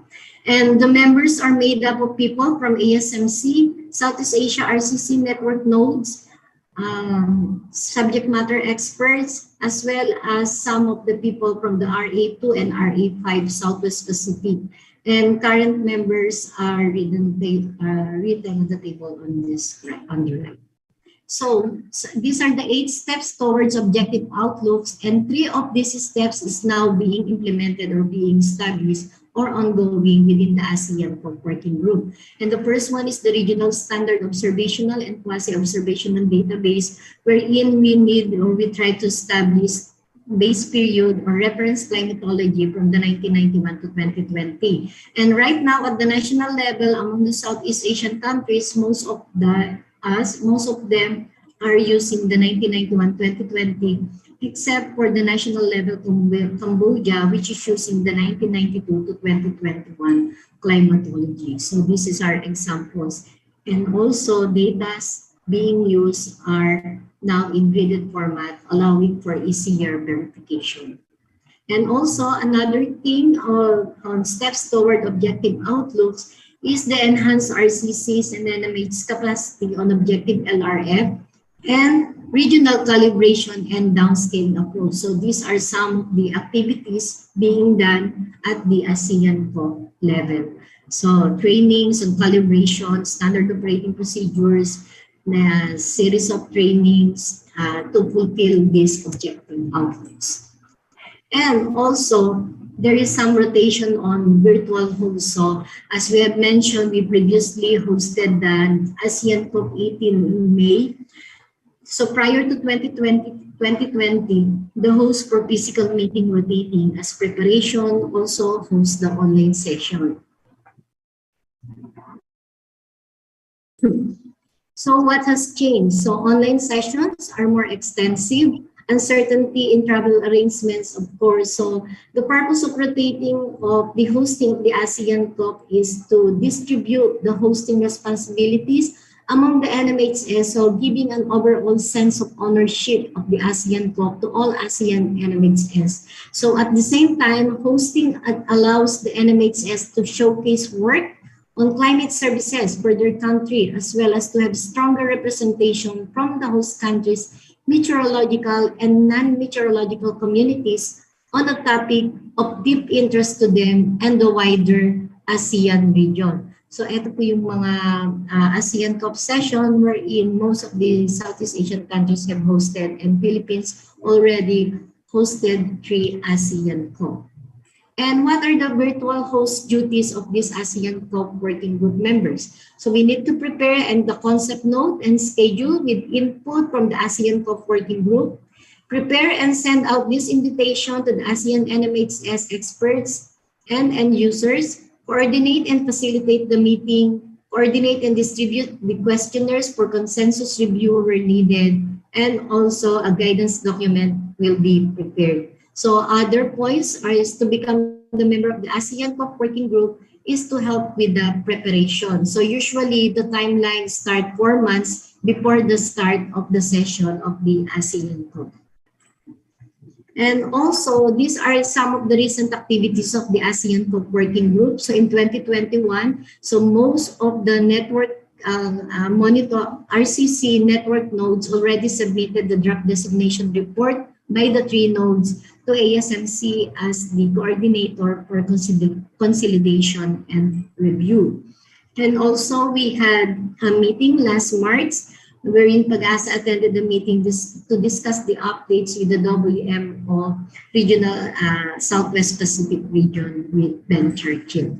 And also several meetings prior to the conduct and hosting of the ASEAN COP 18 in May 2022. And also we attended and presented the 4th session of the WMO steering group for the Southwest CEM in East Asia and Western Pacific.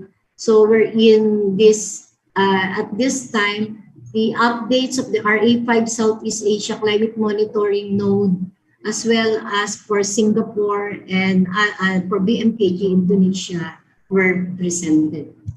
And other activity is on the 3rd WM workshop on operational climate prediction, wherein the ASEAN COP working group submitted abstract in May 2022, and also with the title ASEAN Climate Outlook Forum, Journeying Towards Objective Outlook. So while there's still a way to go to ASEAN COP is moving towards objective outlook. So it will also hopefully will improve the services provided by the ASEAN COP and be of benefit to all stakeholders, particularly of the ASEAN COP, all of the national med centers within Southeast Asia. I think that's all. Thank you.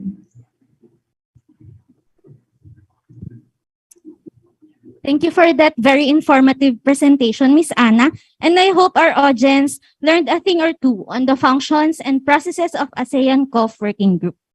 Moving on to the next presentation, and to give us the information about their agency's anticipatory action plan, we are joined by Ms. Ruth Georgette from the FAO Philippines. Miss Georgette, please.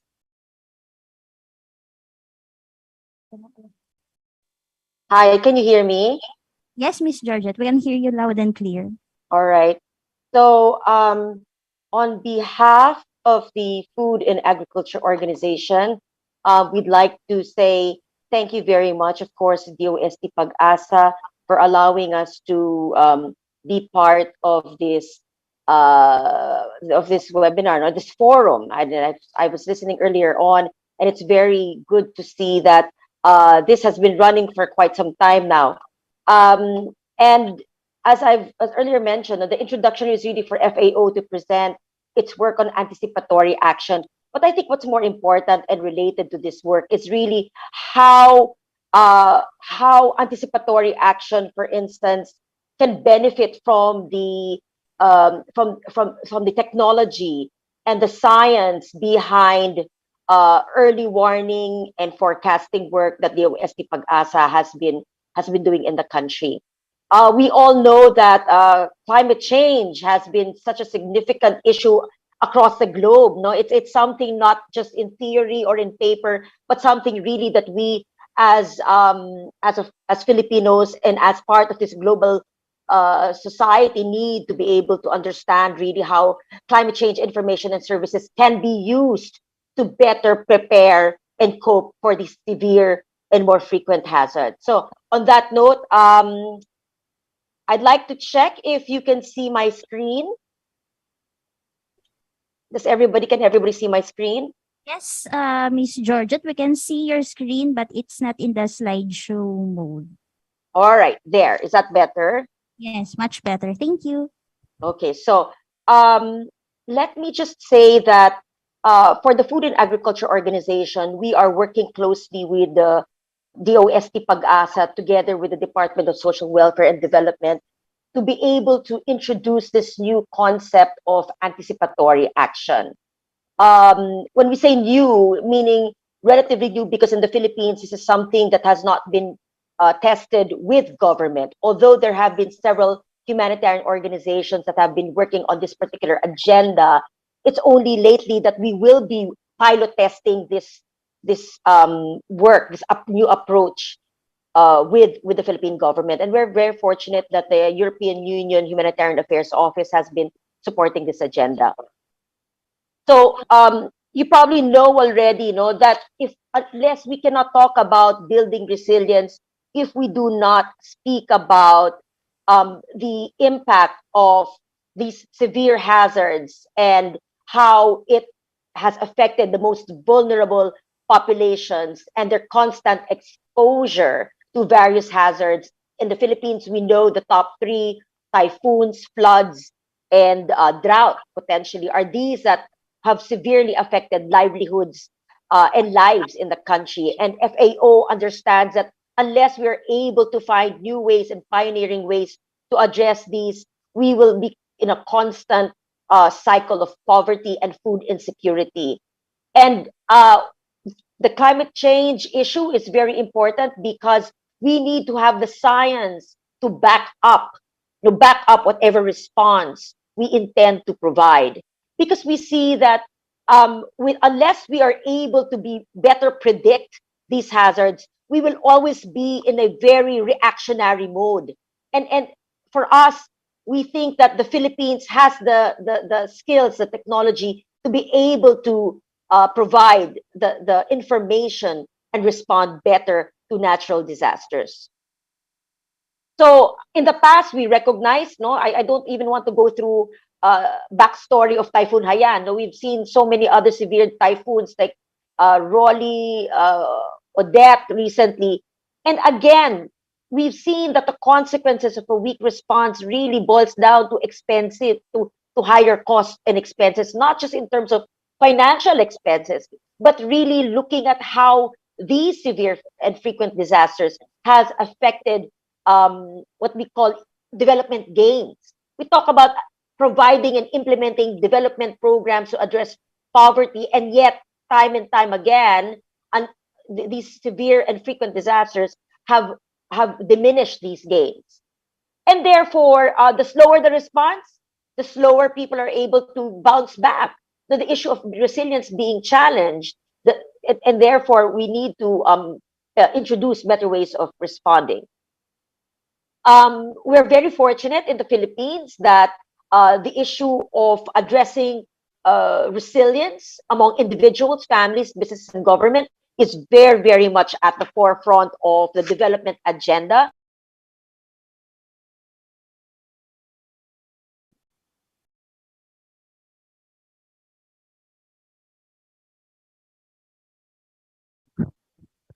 Hello, Miss Georgette. I think we lost your audio.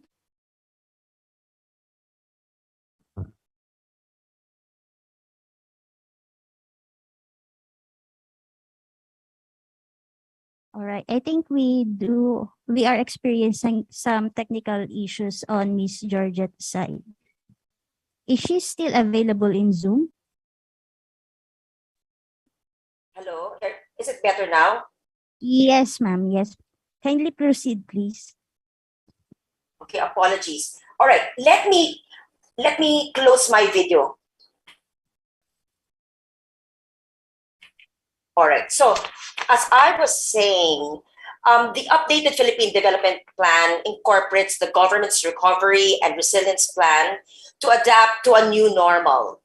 And this plan gives priority to programs that build the resilience of individuals and families. Hello, Miss Ruth. Sorry to interrupt again. I think your presentation is not showing. Okay.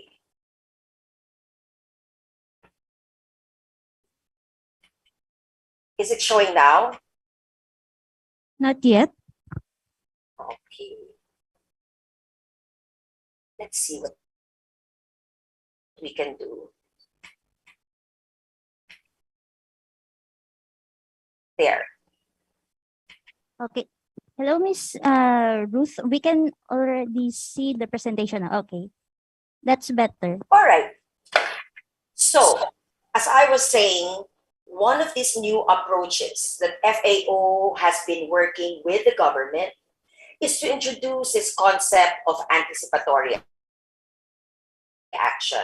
And anticipatory action is an approach which systematically links early warnings to actions designed to protect families and their assets ahead of a hazard. So it's really putting emphasis to acting before a severe disaster happens, and therefore the need for climate information and services. Before I proceed, I'd like to ask the group, the organizers, to show a video to further explain anticipatory action.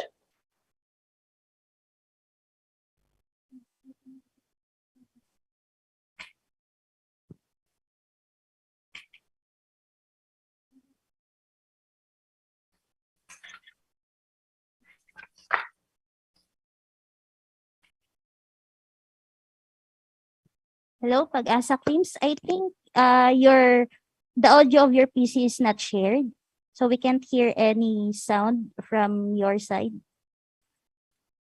Levels. We are living in an increasingly fragile world. Climate hazards and conflicts are becoming more frequent and intense. This is increasing the number of food crises around the world and driving humanitarian needs to unprecedented levels.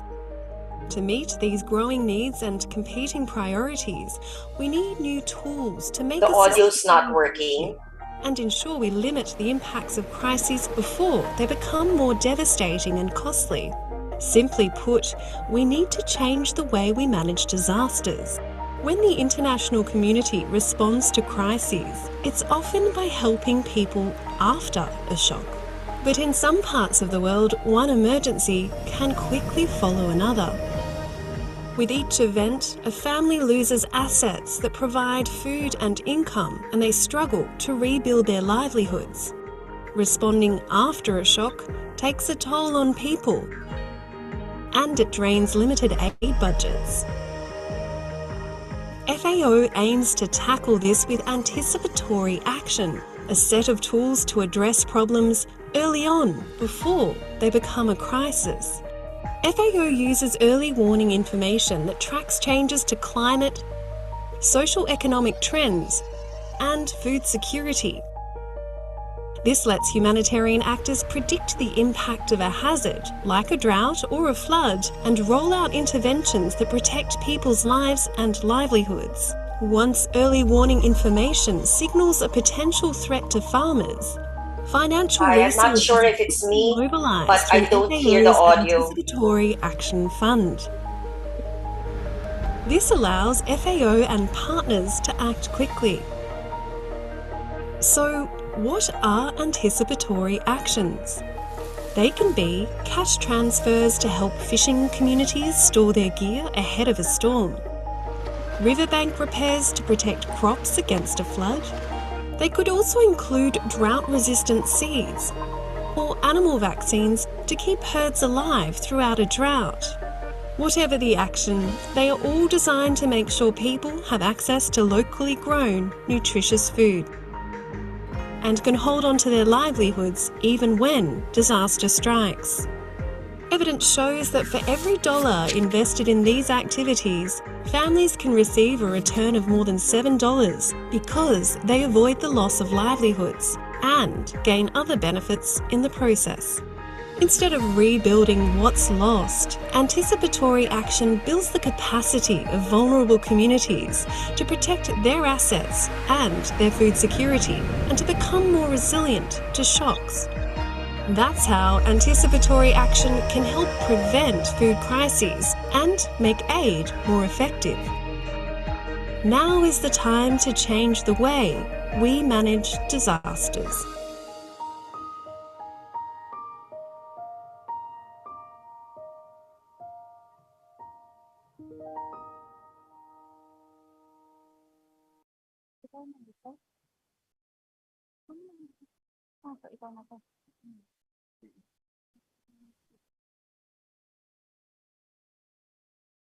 All right, thank you very much. Let me just continue my presentation. Can everybody hear me? Yes, Miss Ruth, we can hear you, but your slideshow is not shown or not shared in Zoom. Okay, let me do this then. There, can you see it? That's better. Thank you. All right. So as I was saying, climate information and services is really critical to this whole agenda of building household resilience. As you've seen in the video, we use this information to be able to better predict not just the direction or severity of a particular hazard, but really understand how climate risks impact households' livelihoods in terms of agricultural productivity, and how small farmers and fisher folk can better prepare, cope, and adapt to these shocks. Having said that, this is just a quick diagram on what we see is a typical long-term impact of repeated shocks and multi-hazards on livelihoods. As you can see, as shocks constantly impact a particular household, it diminishes its ability to bounce back, and therefore households adapt what we call negative coping mechanisms. They either sell their productive assets, pull out their children out of school, etc., etc. And in the Philippines, we've seen this constantly happen. And unless we find better ways of addressing this, households will just fall within that cycle of poverty. And therefore, this new approach that we'd like to introduce. Hold on, I'm trying to show my next slide.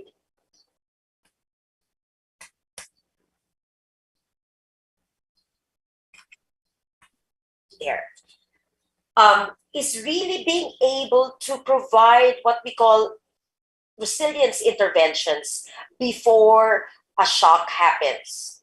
And because of this, the intention is for us to be able to increase the ability of these households to resist, absorb, accommodate, and adapt really to these various hazards in a timely and efficient manner. And therefore, it is not just one particular approach that is needed. We see the importance of closely linking preparatory activities, early warning and emergency responses, as well as using routine social protection programs to be able to reach a larger scale of most vulnerable households within a limited time frame and allow really a more swift and quick response before a disaster. And FAO has been working on anticipatory action. No? In fact, if I'm not mistaken, it started in 2015. We've tested some pilot AA interventions in Mindanao, particularly for drought. And we have, in fact, been very strong in post-disaster response and recovery. But the effort right now is to really look at using climate information and services to be able to respond faster before a disaster. And this is something that we are working closely together with the Department of Social Welfare and Development, DOST-PAGASA, and the Department of Agriculture. Needless to say, other government agencies will be important in ensuring that we are addressing the whole range of disaster risk reduction and management, from prevention and mitigation, preparedness, and response. But as you can see, being able to use early warning information as well as impact-based forecasting is critical for us to be able to do this work. And therefore, we see that by linking anticipatory action, exploring social protection programs, and using climate change information and services, we will be able to provide a better way of mitigating the impact of severe hazards to both lives and livelihoods. All right, so it requires for us, we see that if we want to pursue this agenda, we need to be able to use social protection delivery mechanisms and systems. We need to be able to link closely with preparedness, early warning, and emergency response. We need to be able to look at the different financing options, and of course have institutional arrangements. I emphasize the strong coordination mechanisms because not only are we looking at the technical expertise and science-based information that will be provided by PAGASA, but what's important is how do we use this data to be able to respond better and to respond more appropriately to address the issues of vulnerability in very specific geographic areas that we know will be affected and impacted by different hazards. So this is just an example of what we call the paradigm shift of how we can use these ex-ante triggers for anticipatory action. How can we use social protection mechanisms or programs, such as, for instance, the 4Ps program? And for instance, how should we be able to provide the types of assistance within this time frame, knowing that the crisis of drought will be happening?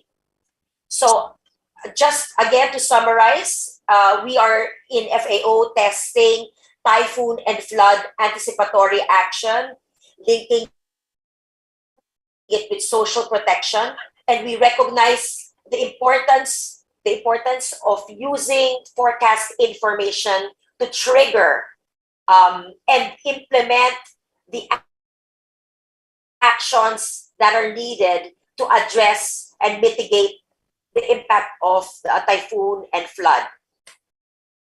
We have the policy environment in place. In case you don't know, the Philippine Roadmap to establishing an adaptive and shock responsive social protection system was adopted by NDRRMC, DSWD in 2021. And this is the roadmap that we are using to bring together CCA, DRR, and social protection approach together. It is a five-year plan, and we are currently mid-year of this plan, and we hope to implement this pilot anticipatory action work together with DOST-PAGASA, DSWD, and all the critical stakeholders to demonstrate how we can use climate risk information and services and link it to social protection. So that is my presentation, and I thank you once again for inviting FAO. And if there are questions later on, we would be happy to address those questions. Thank you very much.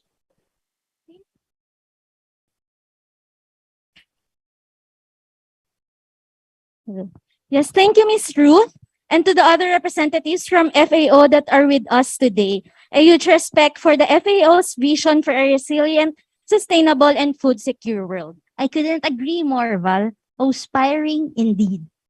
So, if it's not too late to acknowledge, we would like to acknowledge the presence of DOST Director Lita Suerte and Commissioner Secretary of Climate Change, COMSEC Romel Reyes. They are present in our Zoom meeting room, as well as the PAGASA executive officials who are physically present here with us today, Dr. Nathaniel Servando, Dr. Esperanza Kayanan, Ma'am Telma Cinco, Ma'am Shirley David, Ma'am Nancy Lance, and Ma'am Bebot, Ma'am Rosalina de Guzman.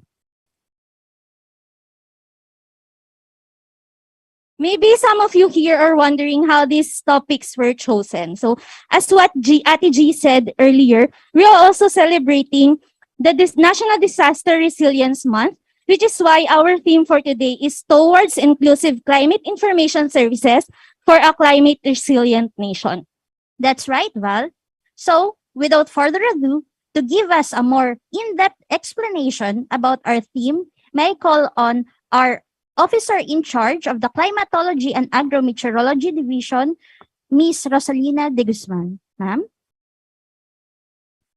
Let's give her a round of applause, please.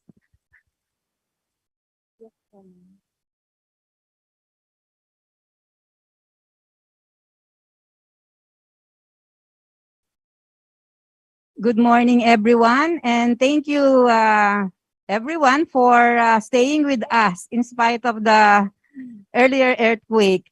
So my presentation today is Toward Inclusive Climate Information Services for Climate Resilient Nation.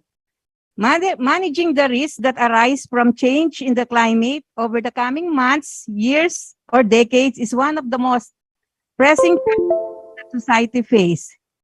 The provision and use of climate information in decision-making are central to managing climate risks and opportunities.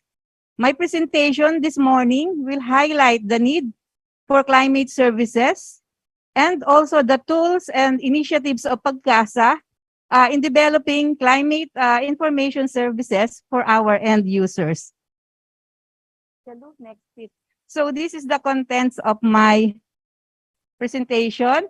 I'll be giving some background information on why is there a need for climate services?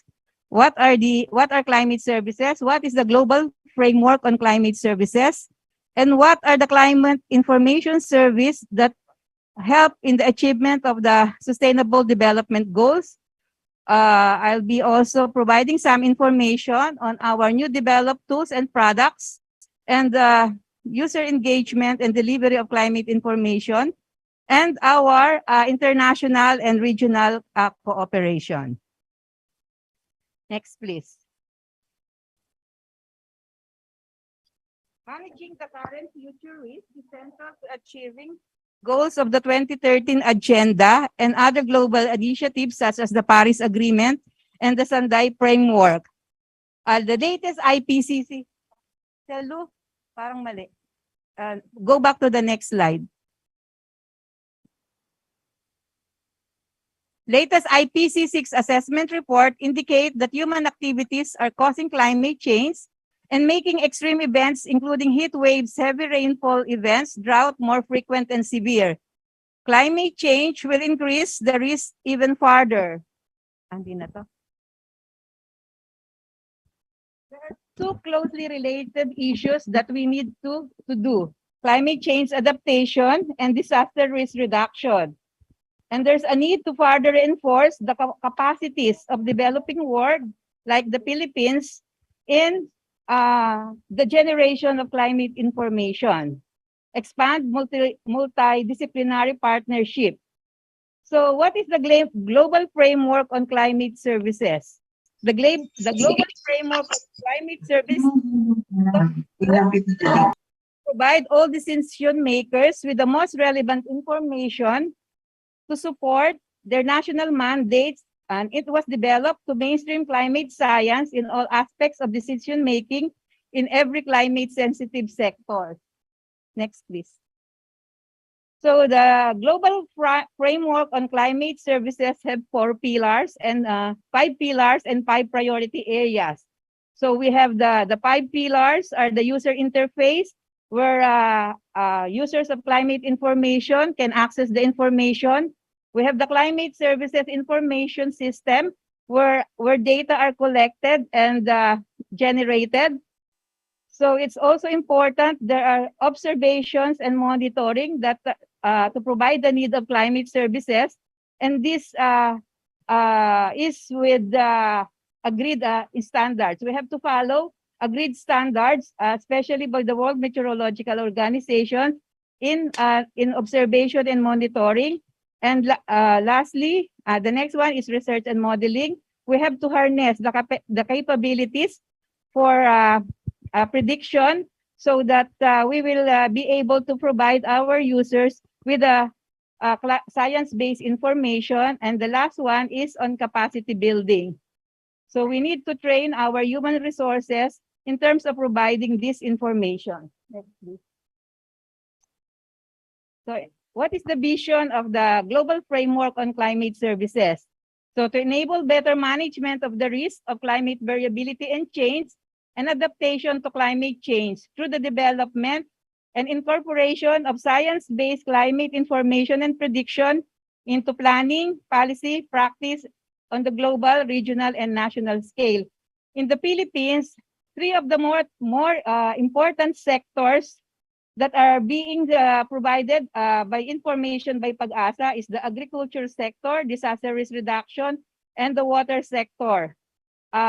Lately, we are also providing information on health with the issuance of our health index.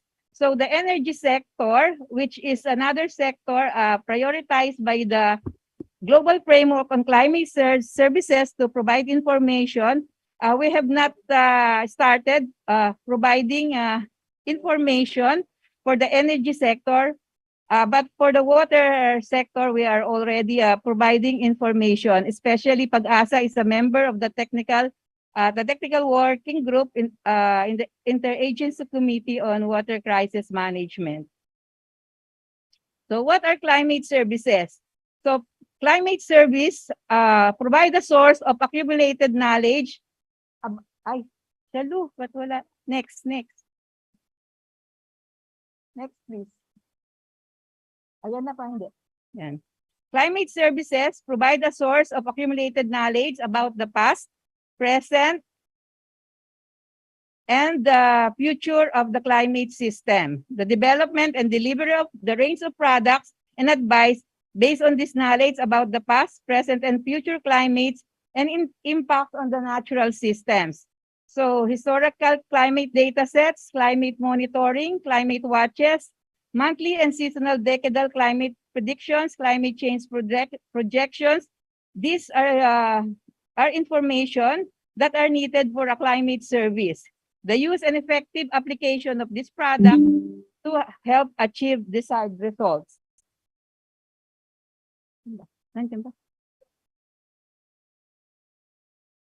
Yeah.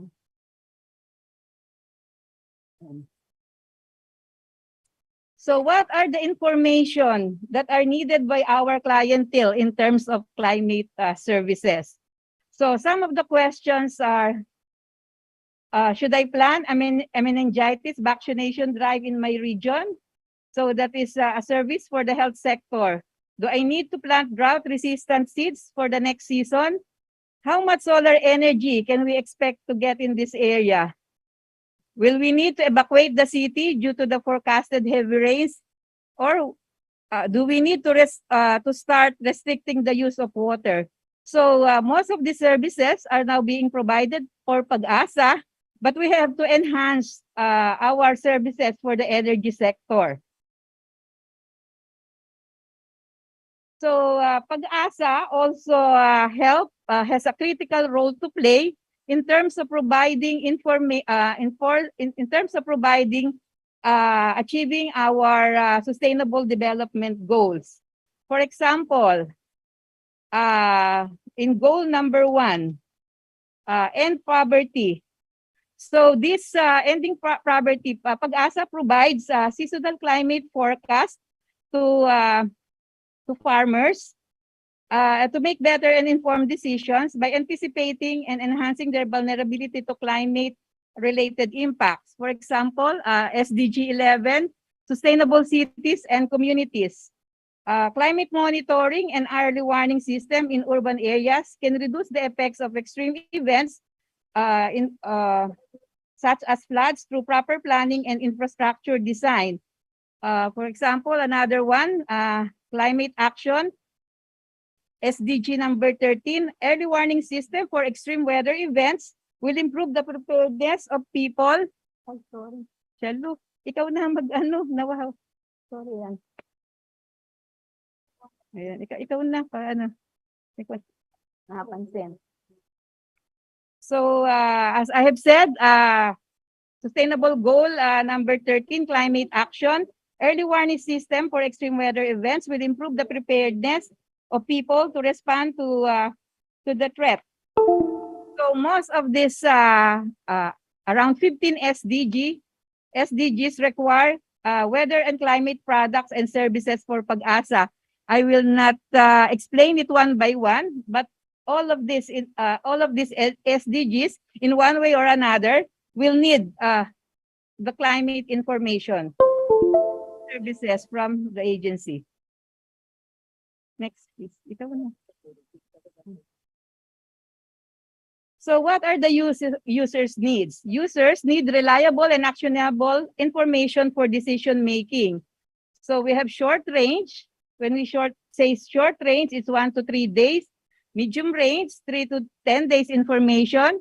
We have the extended range, 10 to 30 days, and long range greater than 30 days. So the long range are the seasonal climate forecast. The extended range is the subseasonal. The medium range, so these are the weather forecast. Short range is the weather forecast, and medium range is the 5-day forecast that we are providing to the public. So for short to medium range weather influence actions, so these are issuance of warnings, and these are used for the distribution of humanitarian aid and also for evacuation purposes. For long-range weather influence actions, so these are start monitoring forecast and update of contingency plans for informed strategic planning and decisions. for the S2S or the sub-seasonal forecast.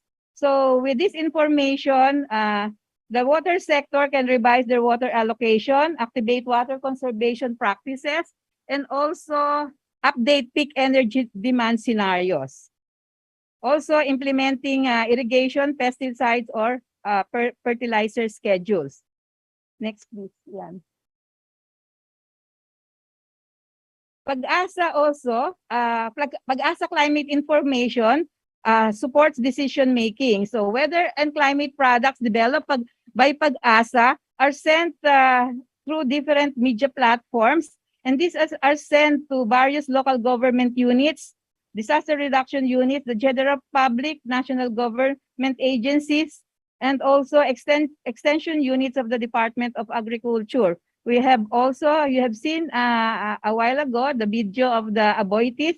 So most of the information provided by PAGASA are being used and being translated into information that are important to their sectors.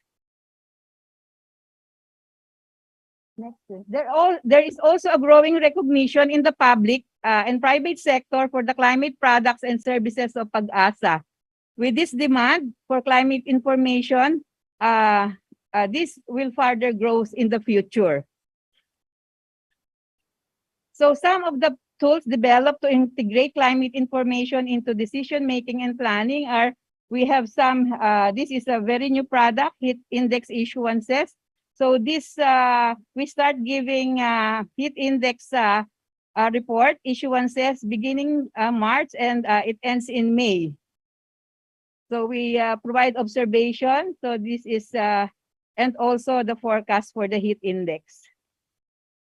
You have seen this a while ago. This is a game tool. They call it Marites, not the chismis. So this is a game tool for understanding forecast uncertainties and demonstrate how to create decisions based on different seasonal forecast uncertainties. So actions, what actions to take, for example, to delay a cropping schedule, maintain a cropping schedule, or adjust the cropping schedule based on a certain forecast. Next, please. PAGASA also provide climate projections, and we started providing climate projections since 2011. And the latest one is the Extremes Report, which was published in 2021. So these climate projections should be translated into impacts. We provide the climate projections, but maybe the user should engage with PAGASA on how to interpret this information. For example, if there is a 2 degrees increase in temperature in the future, what will be the incidence, for example, of dengue cases? Or for example, there is a reduction in water supply. What will be the impacts of this in the hydropower generation? So this information should be incorporated into planning so that we don't have yung maladaptation na sinasabi nila. So PAGASA also, we collect, we are the central data bank. We archive all climate data sets of the PAGASA. And we generate climate statistics from these historical data sets. Actually, now we have updated all our historical data sets based on the 1991-2020 normal. We defined a climatological normal within a 30-year period, and we update that every year. So we have now wind roses for 1991 to 2020. This is used for planning, especially for wind farming. We have the climatological normals, 1991 to 2020. We have now updated our extremes as of 2021. And we are now also, the development of Tropical Atlas is ongoing. So these are some of the information that you can get from PAGASA. So PAGASA also continue to co-produce client-tailored climate services. Actually, RiceWatch is a very avid partner of PAGASA. We have been partners with the RiceWatch network since 2010, and as mentioned by Ms. Hazel, we help them in terms of localizing the information in a certain locality, and of course we provide expertise also in the installation of this observation and monitoring stations under the RISE-WAT network.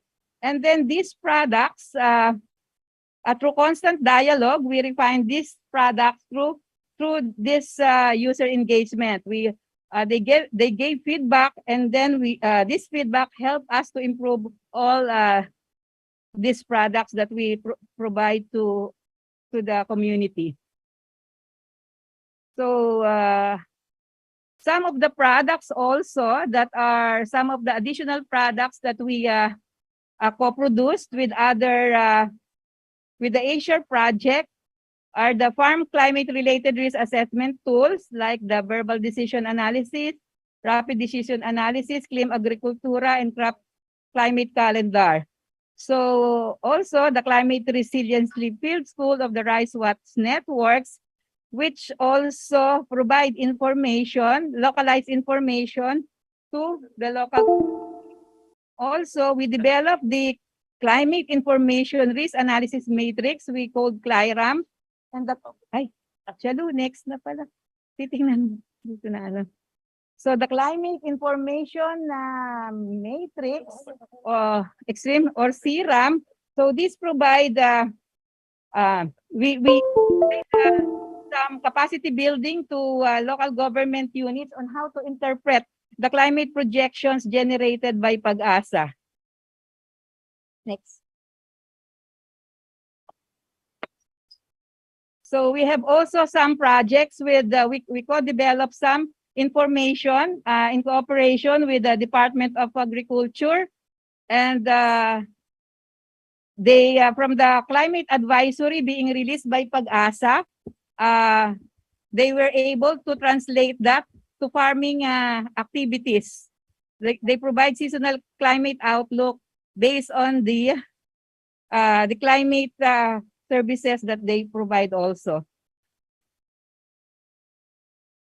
So in 2015, PAGASA also have a partnership with the United Nations Food and Agricultural Organization with the overall context providing services in enhancing the capacities for disaster risk reduction, planning in agriculture, and 3 regions, Bicol, Caraga, and Davao.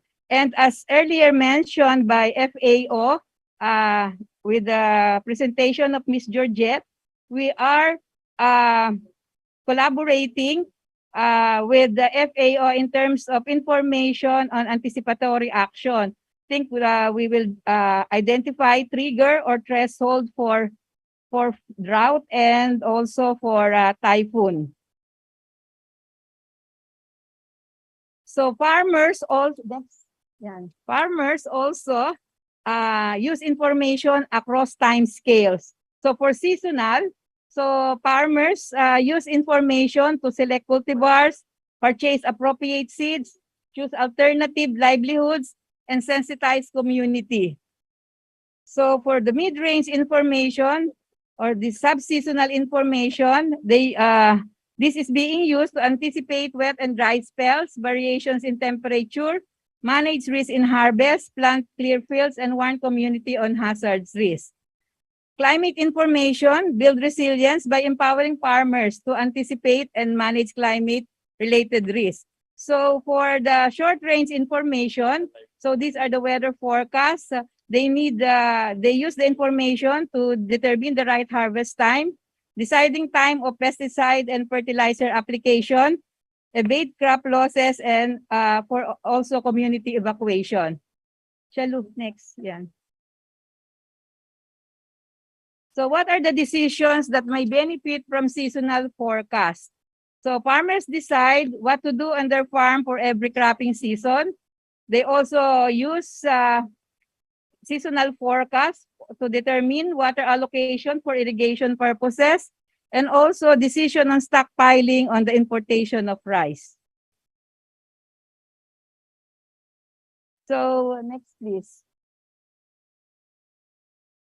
PAGASA conduct climate forum every month, and it is a user interface platform. Uy, bakit magkaiba tayo? Huh? So, as I've said, Climate Forum is a user interface platform to provide opportunity for regular dialogue between PAGASA and its stakeholder institutions. So, next. So, PAGASA also, as mentioned earlier by Ms. Anna's presentation, we collaborate with our international partners to improve climate services in the region. So as mentioned, PAGASA is a regional, was designated as a regional climate monitoring node for Southeast Asia. So, and we provide, and during the pandemic, at least we issue 4 climate watch for the WMO RCC Southeast Asian region. Next, please. Also, we have several collaboration with other international organizations like NOAA and NCEP for the climate monitoring toolkit, evaluation of forecast tool for the sub-seasonal prediction, and building up, and this also provides building capacities of PAGASA to provide better climate monitoring and prediction service. We also collaborate with the United Nations World Food Program in establishing trigger thresholds for forecast-based financing and share learnings from Super Typhoon Goni and Typhoon Bamko. Next, please. So we also provide, as mentioned earlier, we provide services also during the pandemic. We activated our linear alert and warning systems from September 2020 and present, and provision in issuance of La Nina advisories. And seasonal forecast, we hold virtual press conferences, quad media, interviews, and mobile through mobile apps. Next, please. So some of the services also during the pandemic, climate workshop or PRSD, for all the regional services division of PAGASA, and also we conducted several the workshop on the use of climate services for the agricultural DRRM officer of the Department of Agriculture. Next, please. So we also conducted webinar services for agrometeorological products, and this intends to help the participants to apply the PAGASA weather information in farming activities and decisions so that they can learn how to manage weather and climate risk. The main participants in the said IEC are farmers, fisher folks, and agricultural technicians and municipal agriculturists that they can relay information and technologies related to agricultural activities. Next, please. So what are the key takeaways? Climate information service are central to achieving the success of sustainable development goals, and the demand for climate information service will continue to grow in the years ahead. Climate service provide science-based and user-specific information for managing the risks and exploiting the opportunities created by climate variability and change. And CIS in the Philippines is improving, and we hope to expand it to the energy sector in the future. CIS requires feedback and engagement and mechanisms, forums that will enable producers and users, especially socially excluded and marginalized groups of climate information, to work together in co-designing and co-generating climate information and dissemination products. More effort is still needed to understand climate information user needs and this in the decision-making processes. So that's why we conduct this monthly climate forum, so that we can identify your needs so that we can improve the delivery of our service. I think that is my last slide, and thank you for your attention.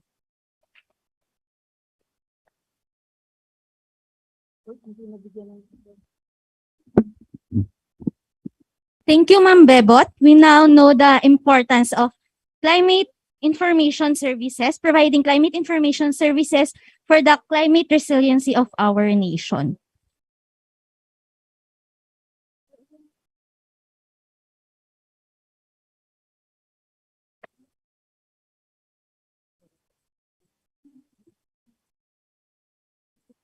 All right.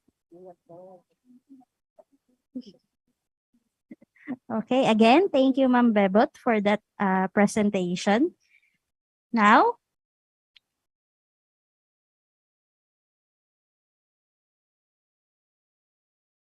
okay, now we will focus on the services that Pag-asa is providing to our people, aka the Climate Forum proper. Let us start off with the details of the current weather conditions. May I now call on Mr. Chris Perez, Senior Weather Specialist of the Weather Division, for the weather update. Sir Chris, are you there?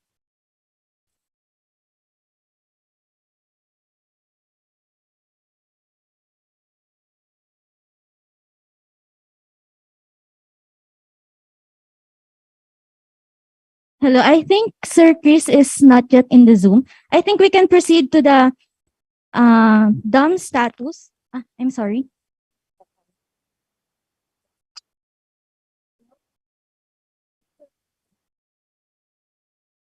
Hello, Sir Chris. Can you confirm, please?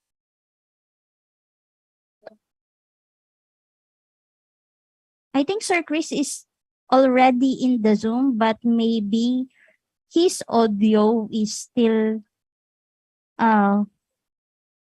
doing some configuration.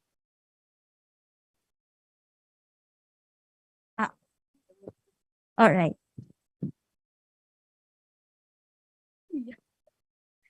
I think we can proceed to the DOM status and updates.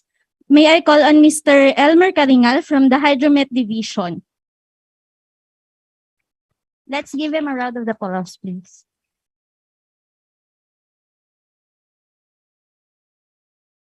Hello. Hello, sound check. Ito. Next yung yung presentation.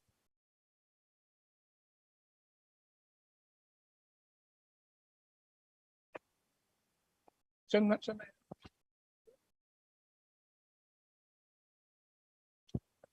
May I request the colleagues to kindly please share Sir Caringal's presentation?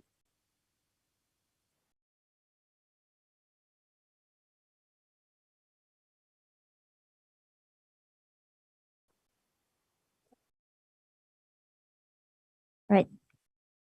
So we're still waiting for to fix some of the issues, technical issues here in the physical venue.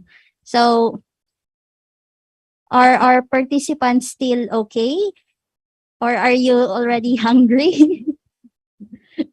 Maybe after this presentation, maybe we can take our lunch.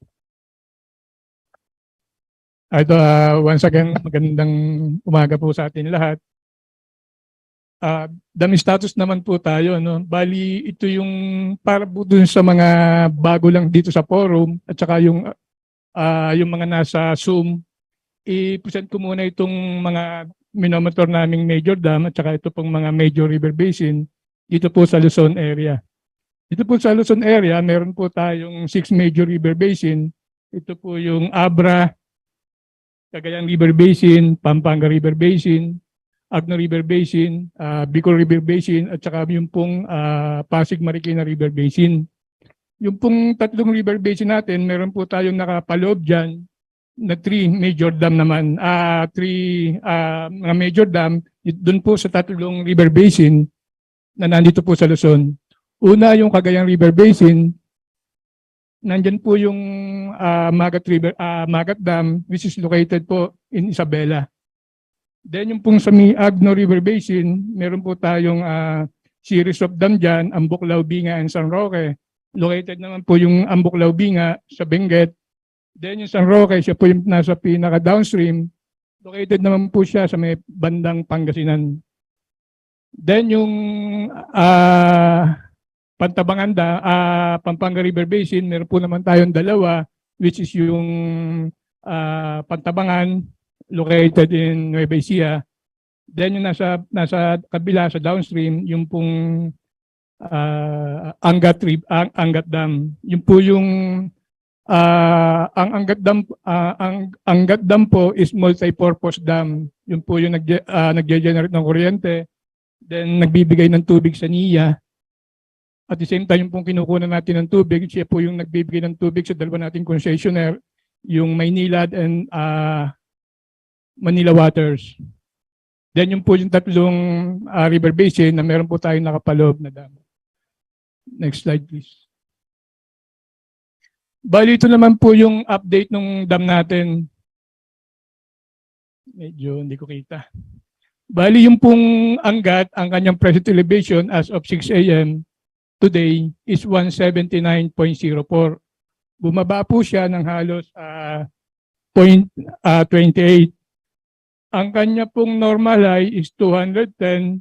Mababa na po siya ng halos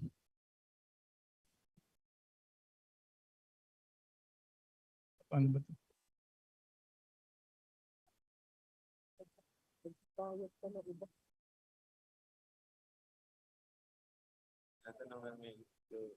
Bali, ito po yung mababa na po siya ng halos 30.06 sa present elevation niya na 179.04.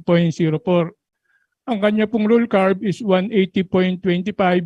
Mababa na rin po siya ng halos 1.21 meters. Bali yung IPO, 99.27.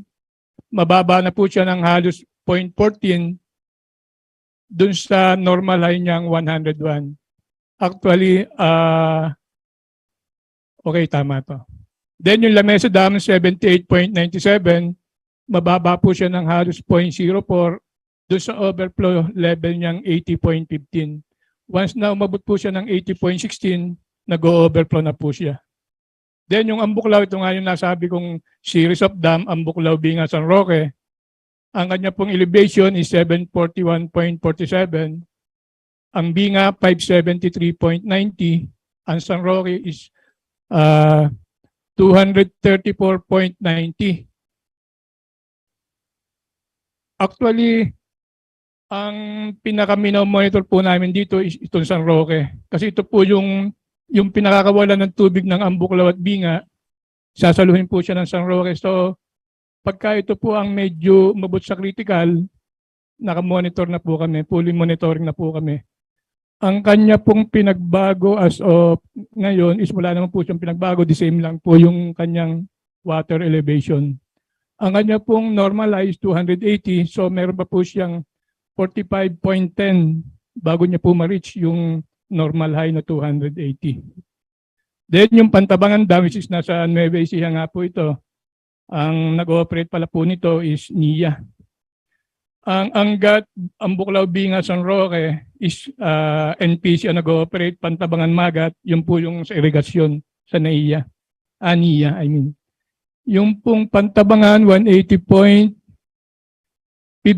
ang kanya pong normalized 216, mababa po siya ng 35.60.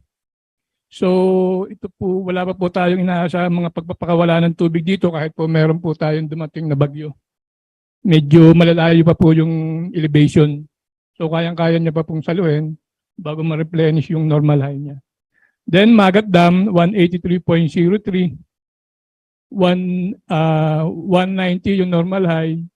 6.97 yung po yung deviation niya. So medyo malapit-lapit. Ito po yung medyo mabilis mapuno. Kasi nga po ang dam po na to is parang imbudo. Malaki yung catchment, maliit yung reservoir. So kaya madali siyang mapuno. Then Kaliraya is 287.60. Next, ito. Bali, ito po yung hydrograph ng Angat Dam. So napansin po natin, nung time na pumasok yung 2022, medyo mababa na po siya. Halos 200, ano lang to, mga 201. So mababa po siya dun sa normal high, sa roll curve. Ito po yung roll curve, itong kulay light blue. So although papasok na po siya ng summer, wala na po ganong umuulan sa watershed. So ang trend niya is pababa siya ng pababa. Then medyo pumantay lang siya, medyo may bagyo ata to, merong localized thunderstorm. So medyo tumaas ulit siya. Then nawala na ulit, then continuous na ulit yung pagbaba niya. Hanggang sa bumaba na ulit siya sa rule curve ngayong month of July. So ito na po siya, below the rule curve na ulit siya. Then ito yung binga, ang Buklao medyo magulo yung rule curve nito. Ito yung nasa Benguet, nasa upstream ng Agno River Basin. Then yung binga, ang Buklao yung nasa kabila, binga to. So pag ganon lang siya. Then ito yung San Roque, ito yung minomonitor natin. Although ganun din, pumasok din yung summer, mababa rin siya sa rule curve niya na 280. So ang trend niya is halos sumabay siya sa rule curve. Bumababa yung rule curve, bumababa din yung water level ng San Roque. Then tumataas, mapapansin naman natin, ito yung month na posible ang tumaas yung San Roque kasi nga maulan na sa Ambuklaw Binga, yung pinapakawalan tubig ng Ambuklaw pag nag-generate ng kuryente, is napupunta ng San Roque, kaya medyo tumataas na rin siya, tumataas na rin yung rule curve. Medyo maulan na po sa upstream ng Agno River Basin, so medyo matubig na. Kaya napapansin natin, tumataas na rin yung rule curve. So, yung San Roque sumasabay. Ang rule curve, yun po yung desired water level ng isang dam para magampanan niya yung pangangailangan ng isang dam. Maganda kung lagi siyang nakasabay or much better pa kung mas mataas siya sa rule curve para wala tayong water shortage. Ito naman yung Pantabangan, medyo mahirap talaga mapuno to. So, ito yung rule curve niya. So, ito yung ano niya. Sumasabay din. Kahit yung mga annual, mga elevation natin, mapapansin natin, halos bihira na lumalagpas yung water level sa Pantabangan Dam. Malaki kasi yung reservoir, maliit yung catchment. So, kaya medyo mabagal siya mapuno. Ito yung kabaliktaran ng Magat Dam. Ito yung Magat. Although madali siyang mababa siya, pero ang bilis niyang tumaas. Konting ulan lang. So isang bagyo lang to, puno ka agad, nagpapakawala agad sila ng tubig. Bali ito naman yung assessment level based on ibinigay sa aming rainfall within the watershed ng mga dam. So ito yung assessment namin.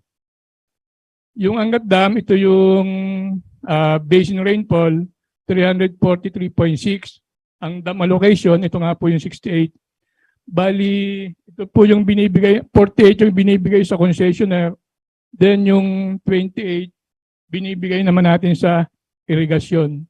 So, a total of 68. So, yung present elevation niya, kaninang 6 a.m. is 179.74. Based on dun sa nomogram namin, gumamit na kami ng 0.9 coefficient kasi nga po medyo maulan na. Basa na po yung lupa, so mabilis na siyang tataas. So, ang forecast namin sa katapusan ng August is 181.90. So, medyo tataas po siya. Although mababa po siya sa rule curve na 183.50. So, meron pa po siyang deviation na 1.6. Below the rule curve pa rin po siya. So, medyo safe pa rin po tayo dyan. Pero ito nga Angat, ito rin yung month na mapapansin natin dun sa pinakita ko kaninang hydrograph.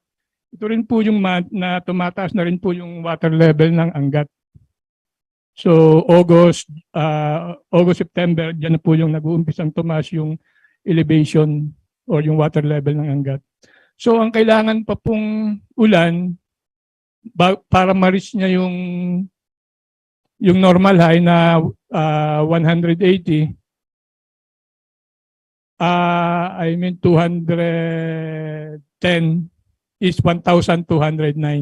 So marami pa po, millimeters po ito. So marami pa pong ulan.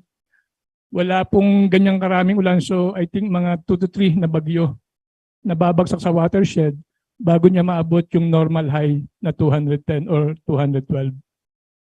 1,209. Ito naman sa San Roque, ang forecast rainfall is 586.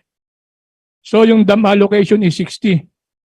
So 234 yung present elevation niya. Then sa katapusan ng August, ito po yung projection namin, 241.11. So pataas pa rin po siya. Ang roll curve niya is 253. So below the roll curve pa rin po siya ng halos 12.01. Ang kailangan pa pong rainfall needed sa basin para ma-reach niya yung normal high is 1,744. Medyo malaki pa po. Wala po itong, hindi po kasama yung contribution galing sa Ambuklaw Binga. Hindi po namin kinumpute pa yon. So kung sakasakaling may bagyo affected ang Ambuklaw Binga, hindi lang po ganito, mas mababa po ditong rainfall ang kailangan kasi may manggagaling sa taas. So ito yung rainfall na lang na walang contribution ang Ambuklaw Binga, 1,744. Then yung Pantabangan, 318.2 yung forecast rainfall. Ang dam allocation niya is 13.92 kasi ang halos binibigyan lang ng Pantabangan is yung mga farmers. So tag-ulan na, hindi na sila ganong binibigyan ng tubig ang NIA.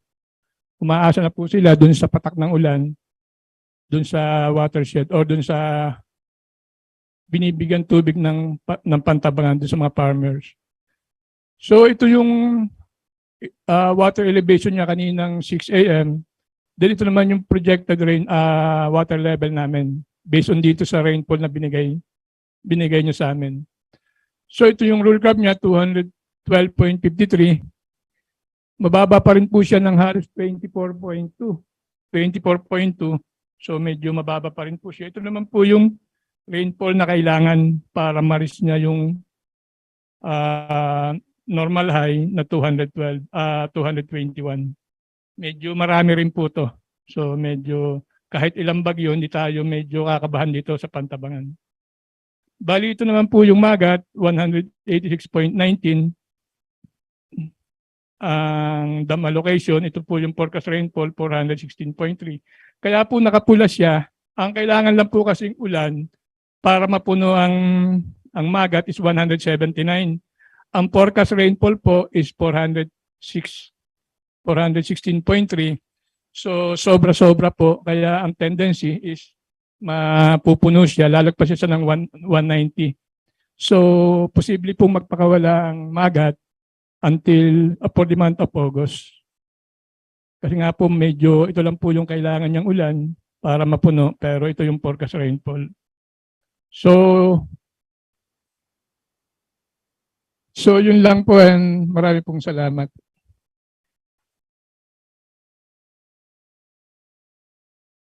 Thank you so much, Sir Elmer Caringal, for that presentation. Now, I think Sir Chris Perez is already in our Zoom meeting room. Now, to give us the weather update, may now again call on Mr. Christopher Perez of the Weather Division of PAGASA. Good afternoon po sa inyong lahat. Allow me to share my presentation about the latest weather update and the weather system that we are currently monitoring.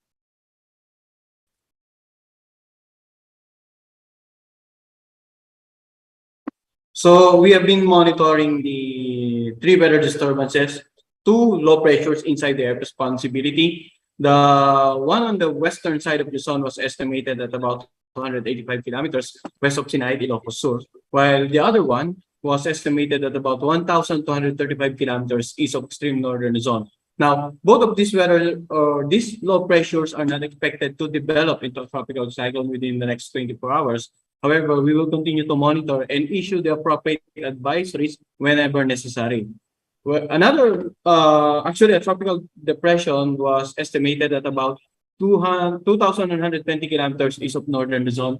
Now, this particular tropical cyclone is not expected to enter the PAR. However, as with the other 2 weather systems, we will continue to monitor and provide the necessary advisories whenever the situation warrants. So for today, we are expecting cloudy skies over the Ilocos region, while generally fair weather conditions over the rest of Luzon, including Metro Manila, apart from some afternoon or evening rain showers or thunderstorms. Over the Mindanao area, we're expecting cloudy skies and scattered rain showers and thunderstorms over the Zamboanga Peninsula, Sulu, Basilan, and Tawi-Tawi, while the rest of Mindanao and the whole Visayas will experience hot and humid weather conditions apart from some isolated rain showers or thunderstorms, mostly in the afternoon or evening.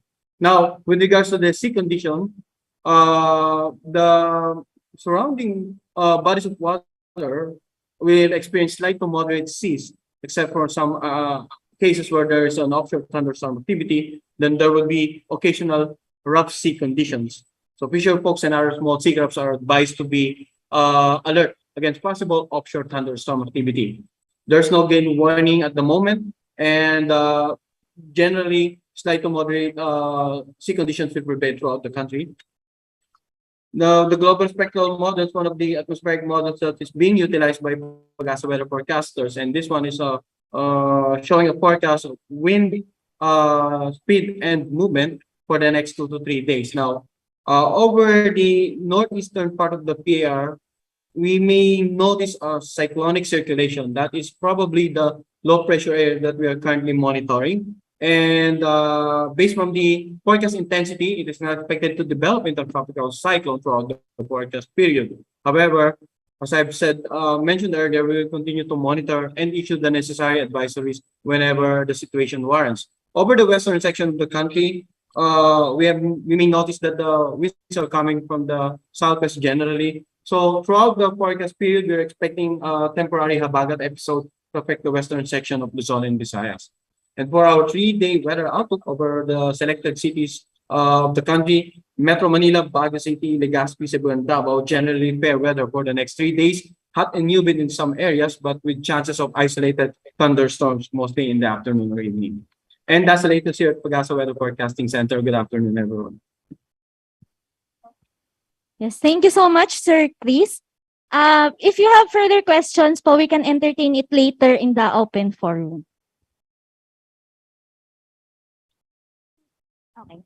Well, Val, there are lots of presentations this morning. Like, it made my brain and heart full of all those knowledge that I've gained throughout this morning, but it left my stomach empty. So I think I'm quite hungry already. Yes, I'm sure our participants are feeling the same. So just to wrap up our morning sessions, we had Dr. S.P. Kayanan presented the history and recollection of the National Climate Forum.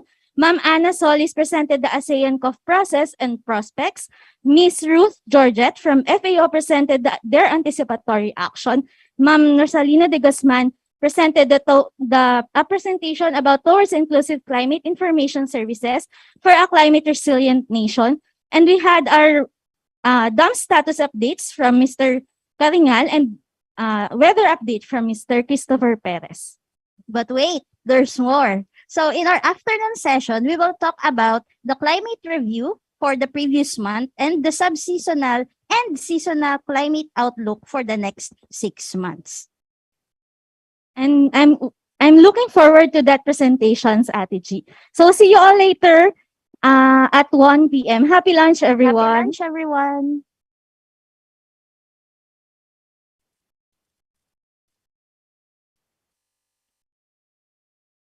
Times around the world just to be closer to her than to me.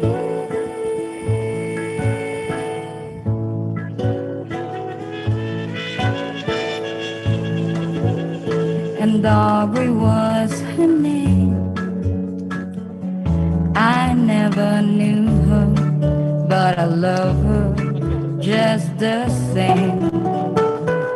I love her name. Wish that I had found a way, and the reasons that would make her stay. The other participants po can go to our buffet table.